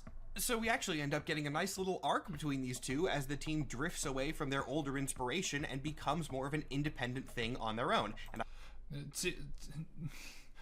yes, the notions of valor, protecting the innocent regardless of everything, teaching teaching your team to defend them and how to do things. Cops doing those same things, but they still have that training though. They still have that training. They still have those connections. It's just that their leader is now Power Rangers Force Ghost. Not cops. I fucking hate this video. This video is garbage. I will reflect that in the rankings. I was surprised when I did my last check and Cosmic Fury and Dino Fury were several numbers apart. And what a nice segue that is into what everyone has been waiting for, the final rankings. I have in front of me the definitive list of which Power Rangers are most cops and least cops. And by definitive, I mean, it's my opinions, but I think they're well researched enough. A brief overview of the criteria used, though... What research? You got several things incorrect. I don't think you actually watched the series. I think you just like watched maybe a couple major episodes, read like some like Wikipedia stuff, and then like made your video. Because if you watched all of the entire series, like from beginning to end, or at least watched like the relevant episodes or most of the episodes, you are horrible at interpreting information or writing down notes. You're horrible at it. You can probably guess many of them from when I was going over each individual series. The biggest factor is organizational structure. Does this Ranger team work for a larger group, and what is the nature of that group? Are they Okay, but right there that criteria completely falls apart, because you have private institutions that have an organizational structure. Like anything with organizational structure, then like things that aren't cops are gonna be cops. Like that's actually stupid. government? Are they military? What's the deal? The other two big determiners that I kept coming back to are who the team fights. Is it criminals, or is it like an invading force or a specific supervillain? That can give us a lot of information. And secondly, how are the members... The Machine Empire are an invading force. Rita and Zed are technically an invading force. This isn't a factor that he should be so important. Dude, Mystic Force. Hey, guess what? Invading force. Oh my god. Yeah, invading force. Can't believe this. Of the team chosen. It's outrageous. Are they trained It's unfair.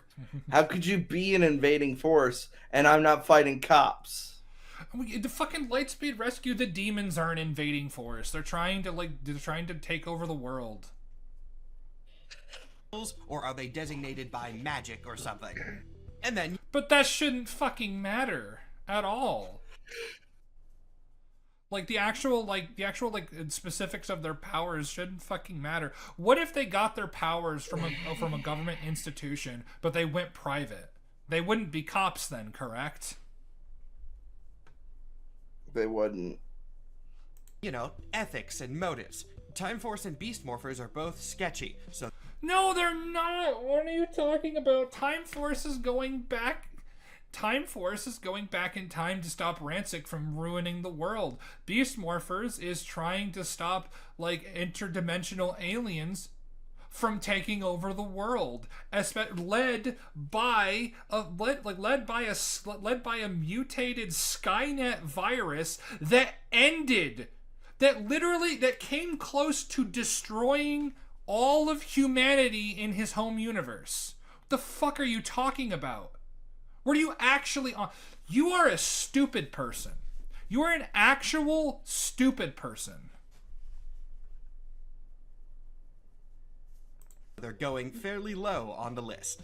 They are not lowest on the list, though. We're going to start on the low end of the scale, that being the Ranger team, which is most like cops, and then work our way up to the least cop-like. The reason we're doing it in this order is that I think everybody predicted SPD was going to be at this end. I don't think I have to justify this. Number 23, Power Rangers SPD. My reasoning: they are police officers. Based and red-pilled. So, Mr. Superhero Man, question: why is being a cop the bottom of your listing? Yeah. What's wrong with cops? Yeah, why not have Didn't just put it at number 1. No, better yet, why not have it be like a gradient, right? Why not have like there'd be like a gradient and like you have one end of the spectrum and you have like the extreme ends of the spectrum, and then like you have them and then you kind of have like have it be a spectrum. Having it be a list implies that, you know, being like cops is inherently an issue when it's not.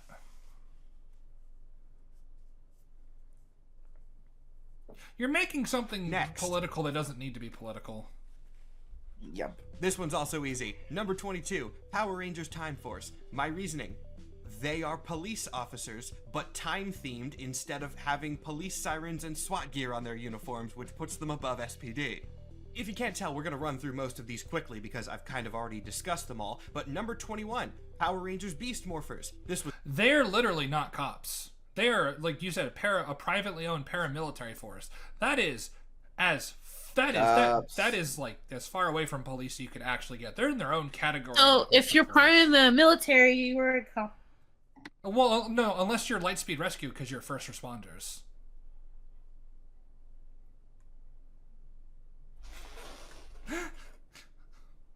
just a few minutes it ago. hurts. But yeah, paramilitary organization, That's not even remotely close to what the police are, you fucking retard.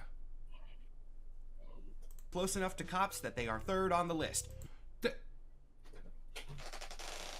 That's not true, Milo. The next one, though, that one's actually a little bit more surprising, because I really am just gonna put Ninja Storm. Oh my god.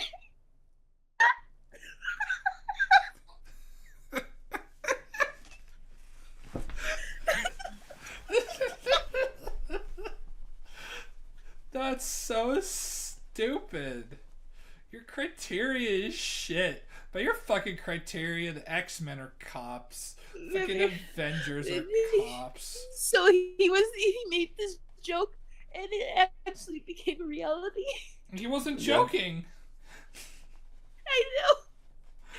We didn't know he was gonna put this until I did. Of course he did. He was like, they're astonishingly like cops. They're nothing like cops. Are you actually brain dead? Are you actually retarded? Well, yes. Well, actually, no. You know, you're just a stupid ideologue. I'm checking out like comments in this video, and somebody said, "I distinctly remember watching Blue Centurion ticketing cars. Like, dude pulled out a measuring tape to check how far from the curb car was. He was doing his most cop character in anything. Yeah, he was doing his fucking job like he goddamn should. Based Blue Centurion. But he's from the future, and he's not part of Time Force. How fucking funny would that be as a crossover? Like, they do such a 3D fucking 4D chess maneuver that they're just like, yep, this is the Time Force crossover. Who are Time Force? Just fucking wait. And then you do the crossover again from Time Force's perspective. As number 20. It feels weird. It still feels weird, but I've thought about it for way too long. And if you put a cop in a ninja uniform, they're still a cop. But they're not cops. They're not cops. They're ninja. Wait, so but protecting having goddamn your criteria for police are fucking retarded. Oh my god. This is so stupid. Is beautiful. This is like the best thing. I am so glad. Like, oh, I made it home just in time so that we could finish this. This is so stupid. They train at specific law enforcement academies, and they're not law enforcement. They're protecting they're protecting the fucking planet from like threats. They're to protect the planet. That doesn't mean they're law enforcement. Like they're not here to enforce the law. They're here to protect the planet. Like I said, just imagining a Ninja Storm Ranger arresting me, doing like flips and shit, reading my Miranda rights. If you do not have an attorney, one will be assigned to you, and they do a backflip. Kia. I mean, they fit the criteria. Genuinely, they're No, just they don't. ninjas as well. Another one that kind of feels weird next, number 19, Power Rangers Lightspeed Rescue. No, they're technically not cops, but they are still actively a government organization.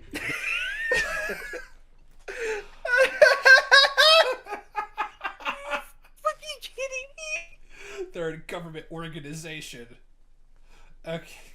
Sure. Okay, It's just family. as bad. They're just Let's as Google bad. the definition of cops. How dare they have? How dare the government fund a team of superheroes to protect the Earth from fucking evil demons? How fucking dare they? Oh god, that Jet X in the corner. I miss Jet X. Oh, Jet X. Yeah. Wait, hold on.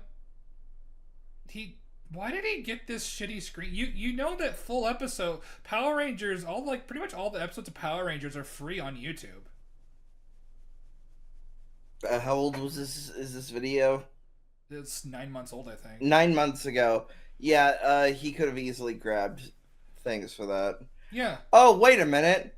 I'm a moron. I don't need to worry about like what his stance is on everything.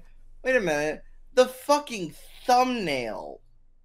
The thumbnail of this video, like I clearly now know what he thinks about cops because I'm gonna post it in the fucking chat. And if you want to show the video, like not the video, the picture to the audience. Hey Anaya, what does that look like? Yeah, it's this right now. Oh. Yeah, Yeah, why would you put that as your thumbnail? Thumbs up, yeah. Yeah. Thumbs up to Dino Thunder and thumbs down to SPD. So I just realized after all this time, your bias is that you don't like cops. Yeah. You're a fucking asshole. Yep. Yep. You know what? Next time someone breaks into your house, call a crackhead. They weren't going to be high on the list. They're above all the official cop orgs, and yes, I like Lightspeed Rescue, hell yeah, firefighters. They are still number 19. No. Okay, fuck They're still not cops. They are still not cops, yeah. 18, Dino Fury. Low on the list I don't because care. they are one of the few teams that does actively have a government or military connection. Yes, the military... Should we listen? Should we listen to this fucking listing, or should we just end it here? Because I think he's gonna. No, I want to know. No, I want to know what he. I want to know what's going to be at number 1. It's probably gonna either be Dino Charge or Dino Thunder, probably. Military connection is to an ancient military on another planet, but there aren't a lot of other teams that boast something like that, and so they are technically close to the most cops. Military aren't cops. And as I'm coming to the end of this, I realize how many times I've said the most cops. Just so we're real clear, I'm doing that on purpose. I know that's not grammatically correct, but I'm doing it because it's funny. Please don't yell at me. Anyway, number 17, Operation Overdrive. This one was a little bit tough to rank, but you'll see that we're getting out of the teams that have a government or military connection in any capacity and getting into groups that have an overarching organization but aren't government related. And But Ninja Storm isn't government related. What are you It's on? in a government of ninjas. But the Ninja Storm isn't government related. They're ancient fucking establishments. They've been around for hundreds of years. Established like things that have been around for hundreds of years. You mean like the government? You mean like police? Power Rangers, go! Storm is good.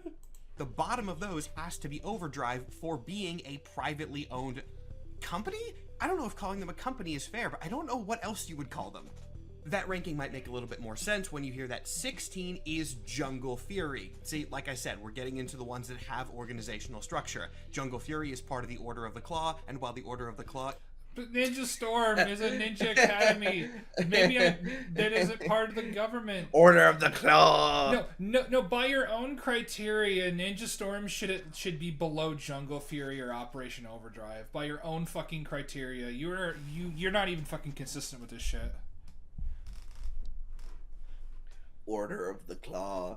Like I like to imagine instead of being animal themed, it's just an organization run by Dr. Claw from Inspector Gadget. I'll get you next time, Rangers. Episode number 16 it is. Moving to slot 15, we have Power Rangers Samurai for the exact reason that I said earlier. Their lore is very similar to that of Jungle Fury, but their organization is more ancestry-based. And while I... Then it's not an organization. Why didn't you start Why? with this Why? fucking list? Why the fuck did you do all these, like, individual things and then do the list if all you're going to be doing is, hey, like, look what I said earlier. That's the answer. Yeah, why not like just, That's so like, lazy. Yeah, why not just start with like, oh yeah, SPD is number 23, obviously, and then like that's just your whole video. This is so stupid. I did debate that putting them lower because nepotism in law enforcement, I didn't want to bother with that. They can, they can be 15. What do you mean nepotism? Oh my God. I guess you could call it nepotism, but like, why is Turbo white? Because they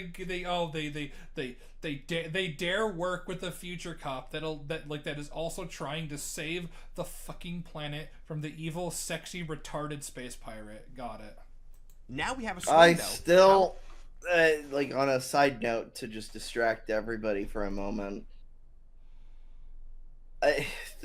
The shift, get it, into Turbo, was, I still think it was probably one of their clunkier, like, transitions from one theming into another. Yeah, it's literally this like Like- Zeo powers won't be enough, but Zordon, the Zeo powers get stronger over time, as is the nature of the Zeo crystal.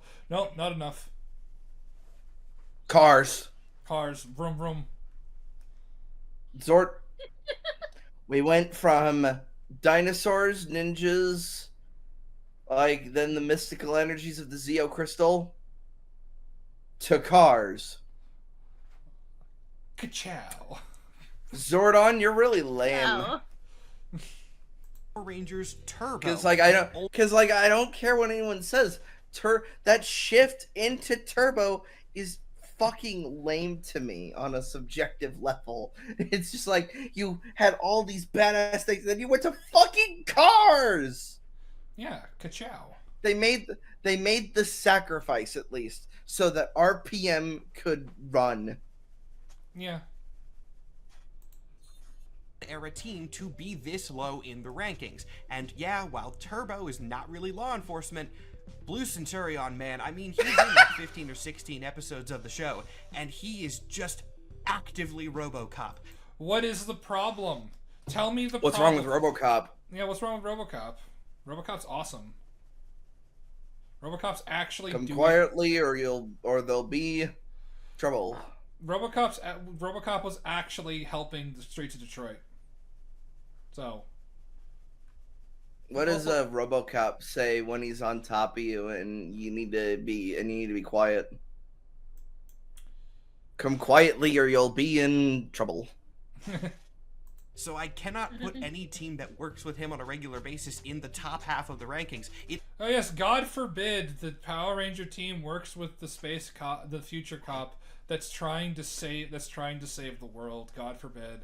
God forbid, like, law enforcement do their actual fucking job, right? God damn it. I know this is a hot take amongst this group, but I think cops are pretty neat.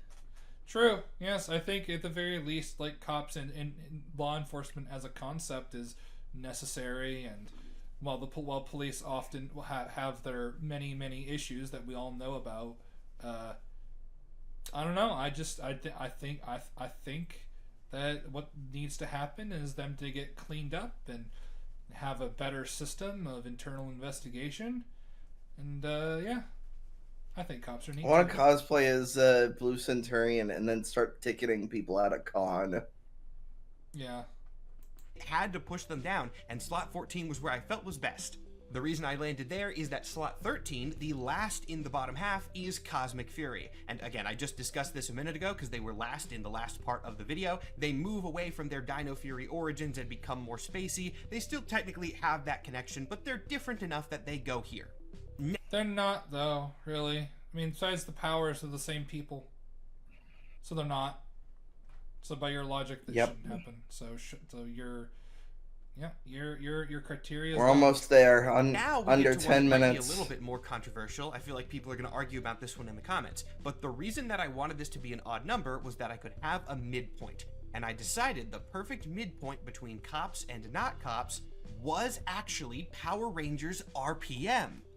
The reason that they are landing at 12 is the nature of their situation. I thought about this a lot after recording the section.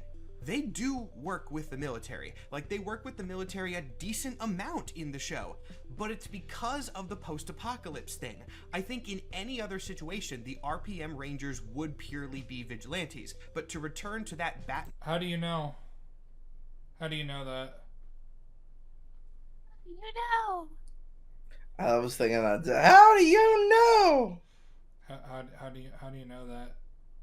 Actually, the Lost Galaxy Rangers teamed up with the Lightspeed Rescue Rangers. Actually, the Cole from Wild Force his team teamed up with the Time Force Rangers. They're working with cops, so shouldn't they be cops? Oh, every Red Ranger at the time teamed up with Time Force, And so Lightspeed they're all Rescue. now associated. Yeah, so they're now all associated as cops. Yeah, by your own criteria. So Tommy's a cop now. And Tommy's a cop. Yeah. Batman and the Gotham City Police Department comparison, they work with the military of Corinth because they kind of have to. They really play both sides of this scale. They are independent vigilantes, but they also work with the government. And I know that's kind of a paradox, but because of the post-apocalypse thing, that paradox kind of works. And so it sets them up very nicely to be the middle guideline of our scale. If they work with the government or a Your scale that doesn't make any sense has like completely ignored. This is torture. I'll be honest. We're almost there, people. Why do you have a Cause shitty? like, Why do you have a shitty screenshot of the fucking DVD cover? Oh my god. yeah, that looks so bad. Why do all the Rangers in this DVD cover look confused, actually? They're all looking in separate directions. Follow the fucking eye line. Like, follow the eye line of each fucking helmet right there. Like, Blue is just looking somewhere else. He's just like, what's... Because they were probably looking What's at that over there? They were probably looking at a giant monster or something big in the scene that this is taken from. So it would make sense they're looking at different parts of the giant thing, but they're all looking at the same thing. There.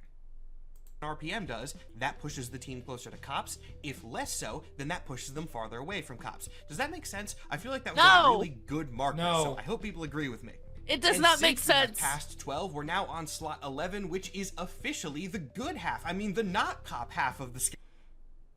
Well, fuck you. Ah, fuck you.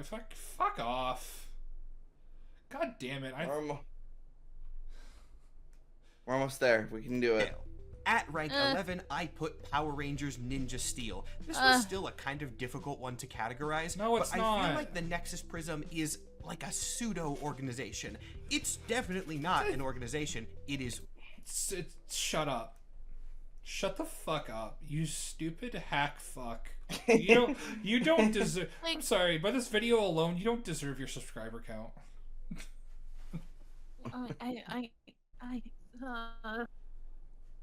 One sentient space ninja star, but there's a guiding force and a code there which does empower multiple teams. So I don't really have a conclusion to this sentence. It just kind of makes sense intuitively to me, even if I don't know how to put it into good words. But then your categorization is fucking worthless and doesn't mean anything.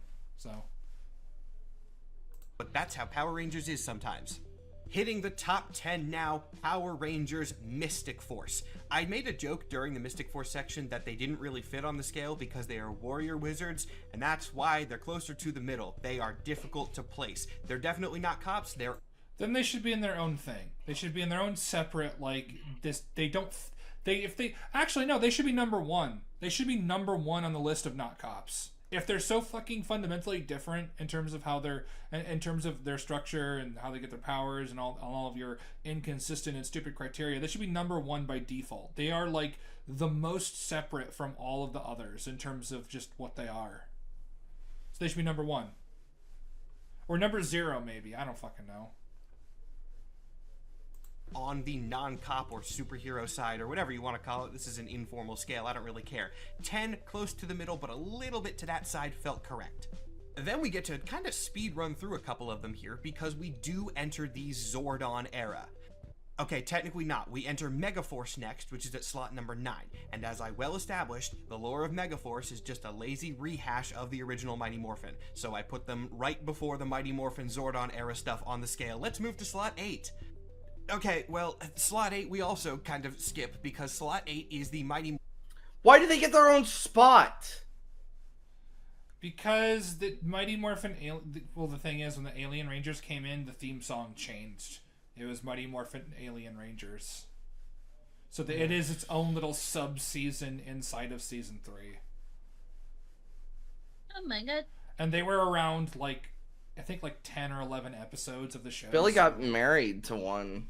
Yeah, he did. And they made a joke about that in the 30th anniversary, and everyone looked really awkward because David Yost is gay. It was kind of funny.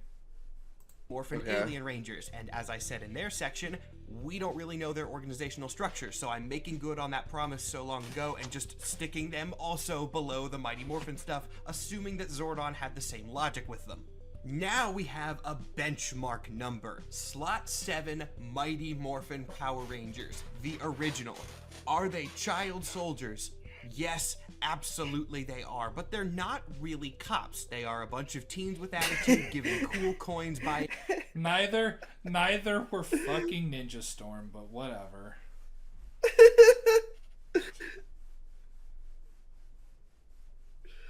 I can't help it. I can't help but giggle every time it's mentioned. I mean, yeah, he put Ninja Storm in the cop slot. Also, Samurai were a lot more like child soldiers than the Mighty Morphin, because they were literally raised from birth to do this shit. It was like their fucking birthright. Look, at the same time, I understand like his gripe with Zordon grabbing teenagers. Why did he grab teenagers? Why did they have to have attitude? Yeah, that bit was weird. But it's even like one of the only points that stupid fan film even brings up. And it's when Kimberly's being like, well, not Kimberly, is being interrogated, and it's just like, yeah, we were child soldiers recruited by Zordon, and it's just like, yeah, that is weird that Zordon did that. Yep. And everything else about that short film should be completely removed and disregarded because it's dog shit. Bulk and Skull die from heroin overdoses. Yeah. An alien face, and it rules. But why are they slot 7? It feels like they would be higher. Well, now I really have to justify everything going forward, but I think I can do it. And you ready for a great justification? Here you go. Slot 6 is Power Rangers Zeo. I put them above Mighty Morphin because they used magical crystals instead of coins. And I don't know that. Except the coins were created by a mystical ninja named Ninjor. The coins themselves are based in magic. Go fuck yourself. You don't know shit. And Ninjor is an honorary ranger in my book. Yeah, he's like, yeah, he's cool. But yeah, Ninjor. Also, I like his voice. Yeah, Dudley Do-Right. Yeah. I am the great Ninjor. That just felt less like cops to me. Otherwise, they're basically the same. That just felt less like cops to me. Then why don't you... I'm sorry, my childhood just flashed before my eyes when you just said Dudley Do-Right. Yeah, I guess he's in so much of our childhood. They just felt I love that. So magic crystals as opposed to magic coins feels a lot less like cops to you. Is it because coins are like the same coins are a type of currency in which that are taxed to cops. I was gonna say the coins are a lot like badges, right? I guess that's what you're trying to fucking imply. Oh my god. The crystal could be used as a badge. For sure. Too. Well, the issue is that like the crystals themselves that they're not really seen again after like they morph into the actual powers themselves. Come on, that's fair, right? No. Entering the top No. 5 now, kind of funny that MMPR was the lowest, or almost the lowest, of the Zordon era rankings. In Space is slot number 5 because of how instrumental Andros was in picking the team. That degree of separation between Zordon and the In Space Rangers, I don't know, it just made them feel more independent to me, and so they went slightly above MMPR. Number 4, the last of the Zordon era, Lost Galaxy. The Lost Galaxy Rangers do some work alongside the government agency of TerraVenture, but they never actually work with them in any capacity to such hold on. an extent that one of the leader-type figures of that organization doesn't even know the Rangers' secret identities. But they do. What do you mean? The identities of the Power Rangers of the Lost Galaxy, at least from what I remember, They were public knowledge. Yeah. Pretty sure it's public knowledge. Also, Mike literally works directly under the fucking head dude of TerraVenture. What are you on? Plus, the Lost Cops. Galaxy Rangers were empowered by magic stuff, and as we've established, that's going to push them higher. Which doesn't make any sense, but okay. And now, we're at the top 3. The 3 Power Ranger teams that I think are the least like law enforcement. Who's even left? Dino Charge and Dino Thunder, I think. This said 3. Oh, 3. Wild Force. It's amazing you actually like you quickly went through a list in your head. In any capacity. Starting out this with slot 3, Power Rangers, Okay. Dino Thunder. Reasoning, Dino Thunder is just Western Marvel and DC style superheroes. They have All of Power Rangers is like that. relatively science-based powers. They operate out of a secret lab. They fight one specific supervillain and his Relatively science-based powers. I mean, that's just not really true. So it turns out so I've been looking at this. I've been slowly looking through his channel, and I didn't realize that well, I should have realized his name is Sir Superhero. His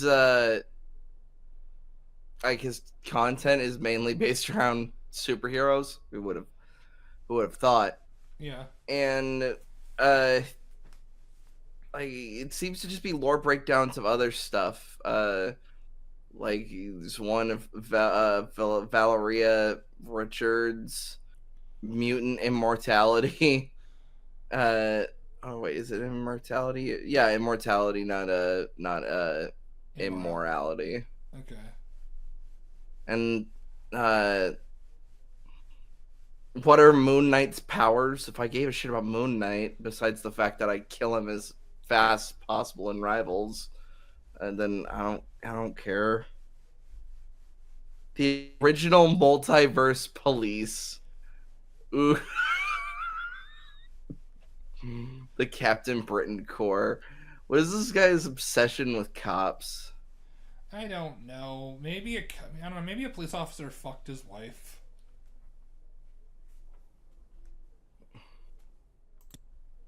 he made, they are so far away from cops in that specific superhero direction that I think they earned their top 3 slot. Slot number 2, Power Rangers Wild Force. Once again, just so far away from cops with everything that they... But they worked alongside the Time Force Rangers. And in Forever Red, Cole worked alongside Carter Grayson. Time Force is cops.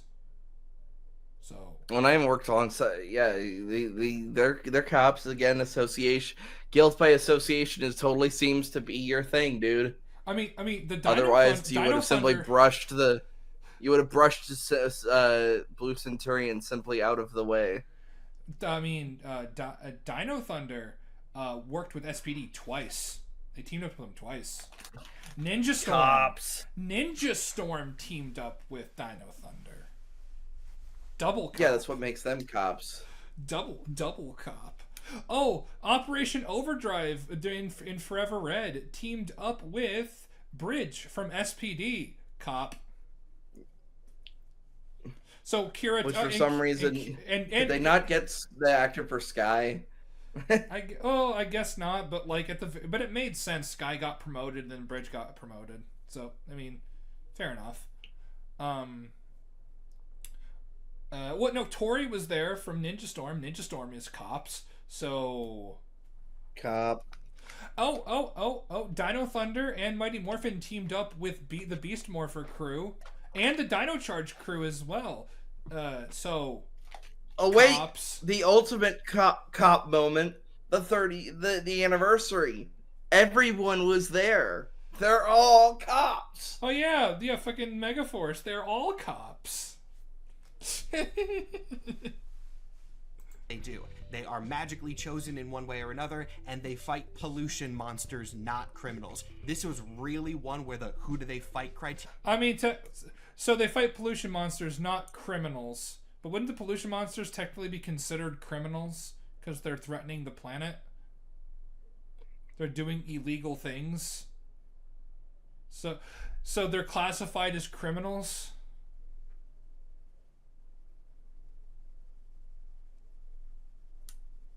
I don't know. Wait, wouldn't the United Alliance of Evil technically be considered criminals because they're going to they're actually going to do like Dark Spectre was going to try and conquer the universe? So wouldn't he be considered a terrorist? So therefore criminal? And you know what stops a terrorist? A cop. Yeah. Came in heavy because wait, hold up. Diva Tox is a space pirate. She's a criminal. So Turbo. You know who stops criminals? Cops. Yeah. I don't know. Well, Sledge is a bounty hunter, so I don't know if he would count as a criminal necessarily. No, he's neutral because he brings in criminals. True. But also kind of acts a bit like a criminal because he destroyed a planet on accident. So here's the thing. The reason why he was towing those meteors because I believe he was going to turn them in as well. Again, this was like his big retirement shit. Get the energems, turn everything in, get a bunch of money, get married, rule the universe. Based in awesome stuff. Hell yeah. And then what happened is that the bomb he was going to use on Keeper on the planet or whatever was actually in his ship. And then it exploded in his ship, but his ship didn't explode. But it launched his ship. The internal explosion pushed his ship, outside of the solar system and into the center of the galaxy. So, yeah, that's stupid. Well, actually, Sludge would be considered a criminal by Earth standards because he's trying to destroy the Earth and get the energems. Oh my god. The Machine Empire would be considered criminals because they're an invading force to try and take over the Earth. Rita broke out of prison. She's a criminal. Yeah, criminal. She's trying to take over Earth. Same with Lord Zed. Oh my goodness gracious. We're finding all kinds of... Mesogog is a criminal because he wants to return the Earth to the dinosaurs. He wants to commit mass genocide. Rito is a criminal because of his association with his sister Rita, yeah, and because of the known felonies they commit in abetting. That's its own crime. They're also criminals. They're criminals because they partake in illegal activities. Oh my goodness! Literally, the entire premise of your video destroyed.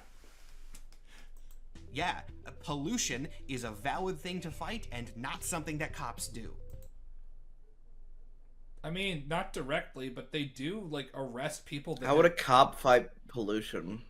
I guess arrest people that are doing illegal dumping of toxic waste, which happens a lot. I want to see a cop arrest Smog. That would be funny. And with that, actually, the guy who was the Master Org, or the guy that was host for Master Org, he killed Cole's parents. So murderer, first degree murder, criminal. Oh my god. we have one team remaining. Was there a little bit of favoritism in this final decision? Maybe. I'm not going to claim to be entirely unbiased, but yeah. Okay, you should have then. You should have been unbiased. But then again, your entire list is predicated on bias, so I guess that's, to be expected. The Power Rangers team that is the least like police officers or law enforcement in any capacity is Power Rangers Dino Charge. Much like the Who Do They Fight qualifier was such a big deal for putting Wild Force at slot 2, the How Are They Chosen qualifier solidly landed Dino Charge in 1. Because, let me remind you, they were chosen to be Rangers because they were magically designated to be pure of heart by the ancient souls of 10 of Earth's bravest dinosaurs. And they defend Earth from a bounty hunter that wants to conquer the universe by getting the powers of the Energems, and has constantly laid siege to the planet multiple times. Which, by the way, the monsters he sends out are criminals that he's captured. Fucking snide. Destroyed an entire goddamn galaxy.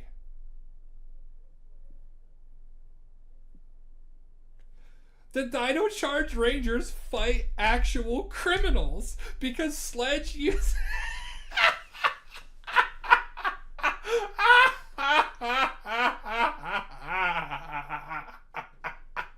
This killed him. Oh my god. Oh my god! That's so dumb. That's so How does it feel, Black? How does it feel, Mr. Superhero? To be deconstructed. To be the victim. To watch your list. To have your dreams. To have your list be destroyed by your own stupid logic. Let me show you, you self-righteous hypocrite. Oh my god. Oh my fucking god. Wait, no! Zeno, hold on. I'm just remembering something. I'm holding. You just see me holding Anaya's breast, like, I'm holding. Hey. Hold on, I need to figure this out. Zeno Wing. You say hey, but you haven't stopped me. Our Because I'm still holding it. Rangers. Don't say things like that in a recording.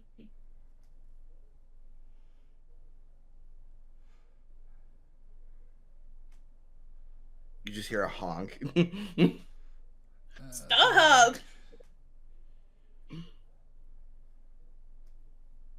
Okay, including the Taito which is, however, being captured. Lord Arcanon.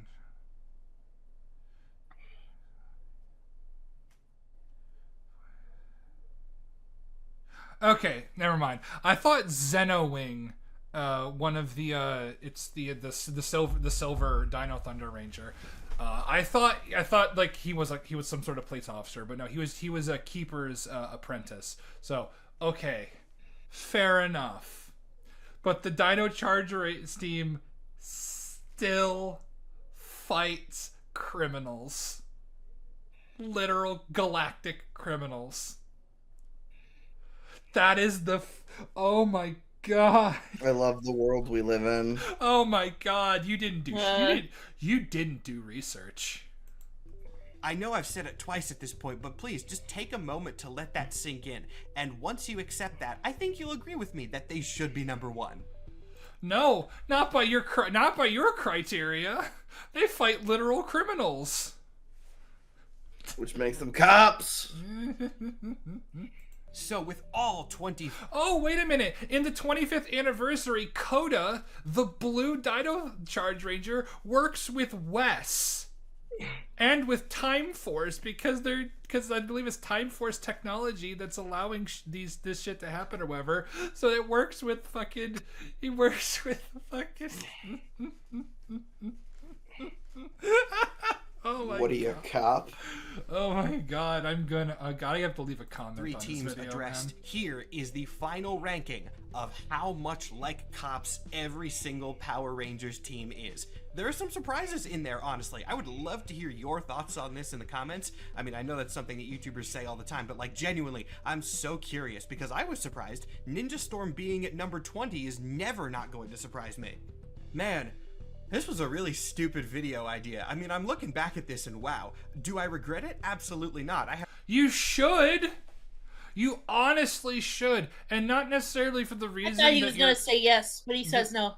Well, of course not. Of course he's not going to say yes. Why would he post it if he? Why would he post it if he? Yeah, regrets it that's while true. on- Yeah, Fair. if he was like, I regret every second of this. Well, you didn't need to post it then. But like, it's not even necessarily your weird anti-cop bias is retarded and is stupid. Your criteria makes no fucking sense. And Also, like, I just don't appreciate the anti-cop bias. so yeah, same. Cops are a really important part of our society, and if we were to get rid of them, all hell would break loose. Because the problem, for the most part, I say the most part, isn't the cops. The problem, for the most part, is bad cops and fucking criminals. Yes.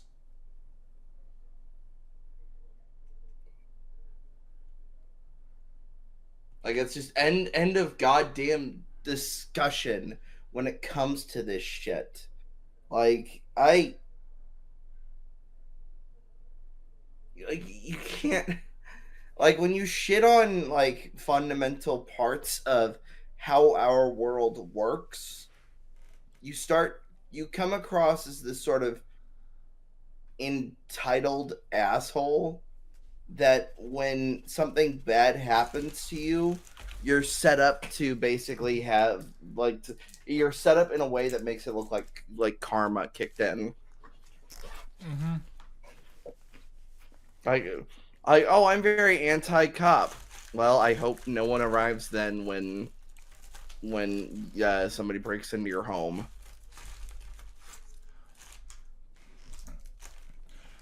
Man, this video was dog shit. This video. I wonder if I wonder if just Power Rangers is his blind spot, because I'm very curious about a lot of his other videos that like I might want to take a look at way later down the line, because this guy does a lot of superhero analyzing stuff, but like over the giant over like tropes when it comes to comic books, such as I literally saw this earlier, and it was but not the entire mercenary of three universes, which talks about just seeing in the thumbnail, I see Doctor Who, Optimus Prime, and somebody else. Oh, and I see Reed Richards as well. That's like or Power Rangers: The Nuclear Option. Ooh, that could be a good one. A breakdown of the 2099 universe. Oh, the entire trope of the nation of strength and war, which I always appreciate. I think that might be more. Oh wait, it's a video on Noxus, which is League of Legends. Never mind. I thought it was just people like, and I just saw what's her face from Arcane. I was like, okay, it's interesting, but no, I'm not doing a League video. I don't care enough. Yeah. All right. Oh, was. Oh, he has one on the Sinister Six. Oh, not just the Sinister Six, the Sinister 60. Like that one-time event where all of his villains teamed up. Oh wow. Well, that was a great return to form. God damn, that video was I want to awful. kill myself. That video was terrible. But yeah. Thank you for joining us. Watch my video on To the 10th Power, watch it. It's only 9 minutes, it's under 10 minutes. So y'all can watch it, please. currently in recording new video as of right now. So yeah. And over on the ARP side, we just did a review of Iron Lung, and we even did a recording of me playing the video game. Surprise, surprise! It's I make it a very silly affair because I am a very silly bully. And also sooner or later, I don't know if this will be released on the ARP channel or my eventual solo channel. I am going to be doing a breakdown of season 2 of the Fallout show and its abundant ADHD, because for example, there are 19 cuts in the final episode. That means we are like talking about visiting 19 story points, all within the matter of an hour to 45 minutes. Wow. Well, anyways, that's all we got for today. Be sure to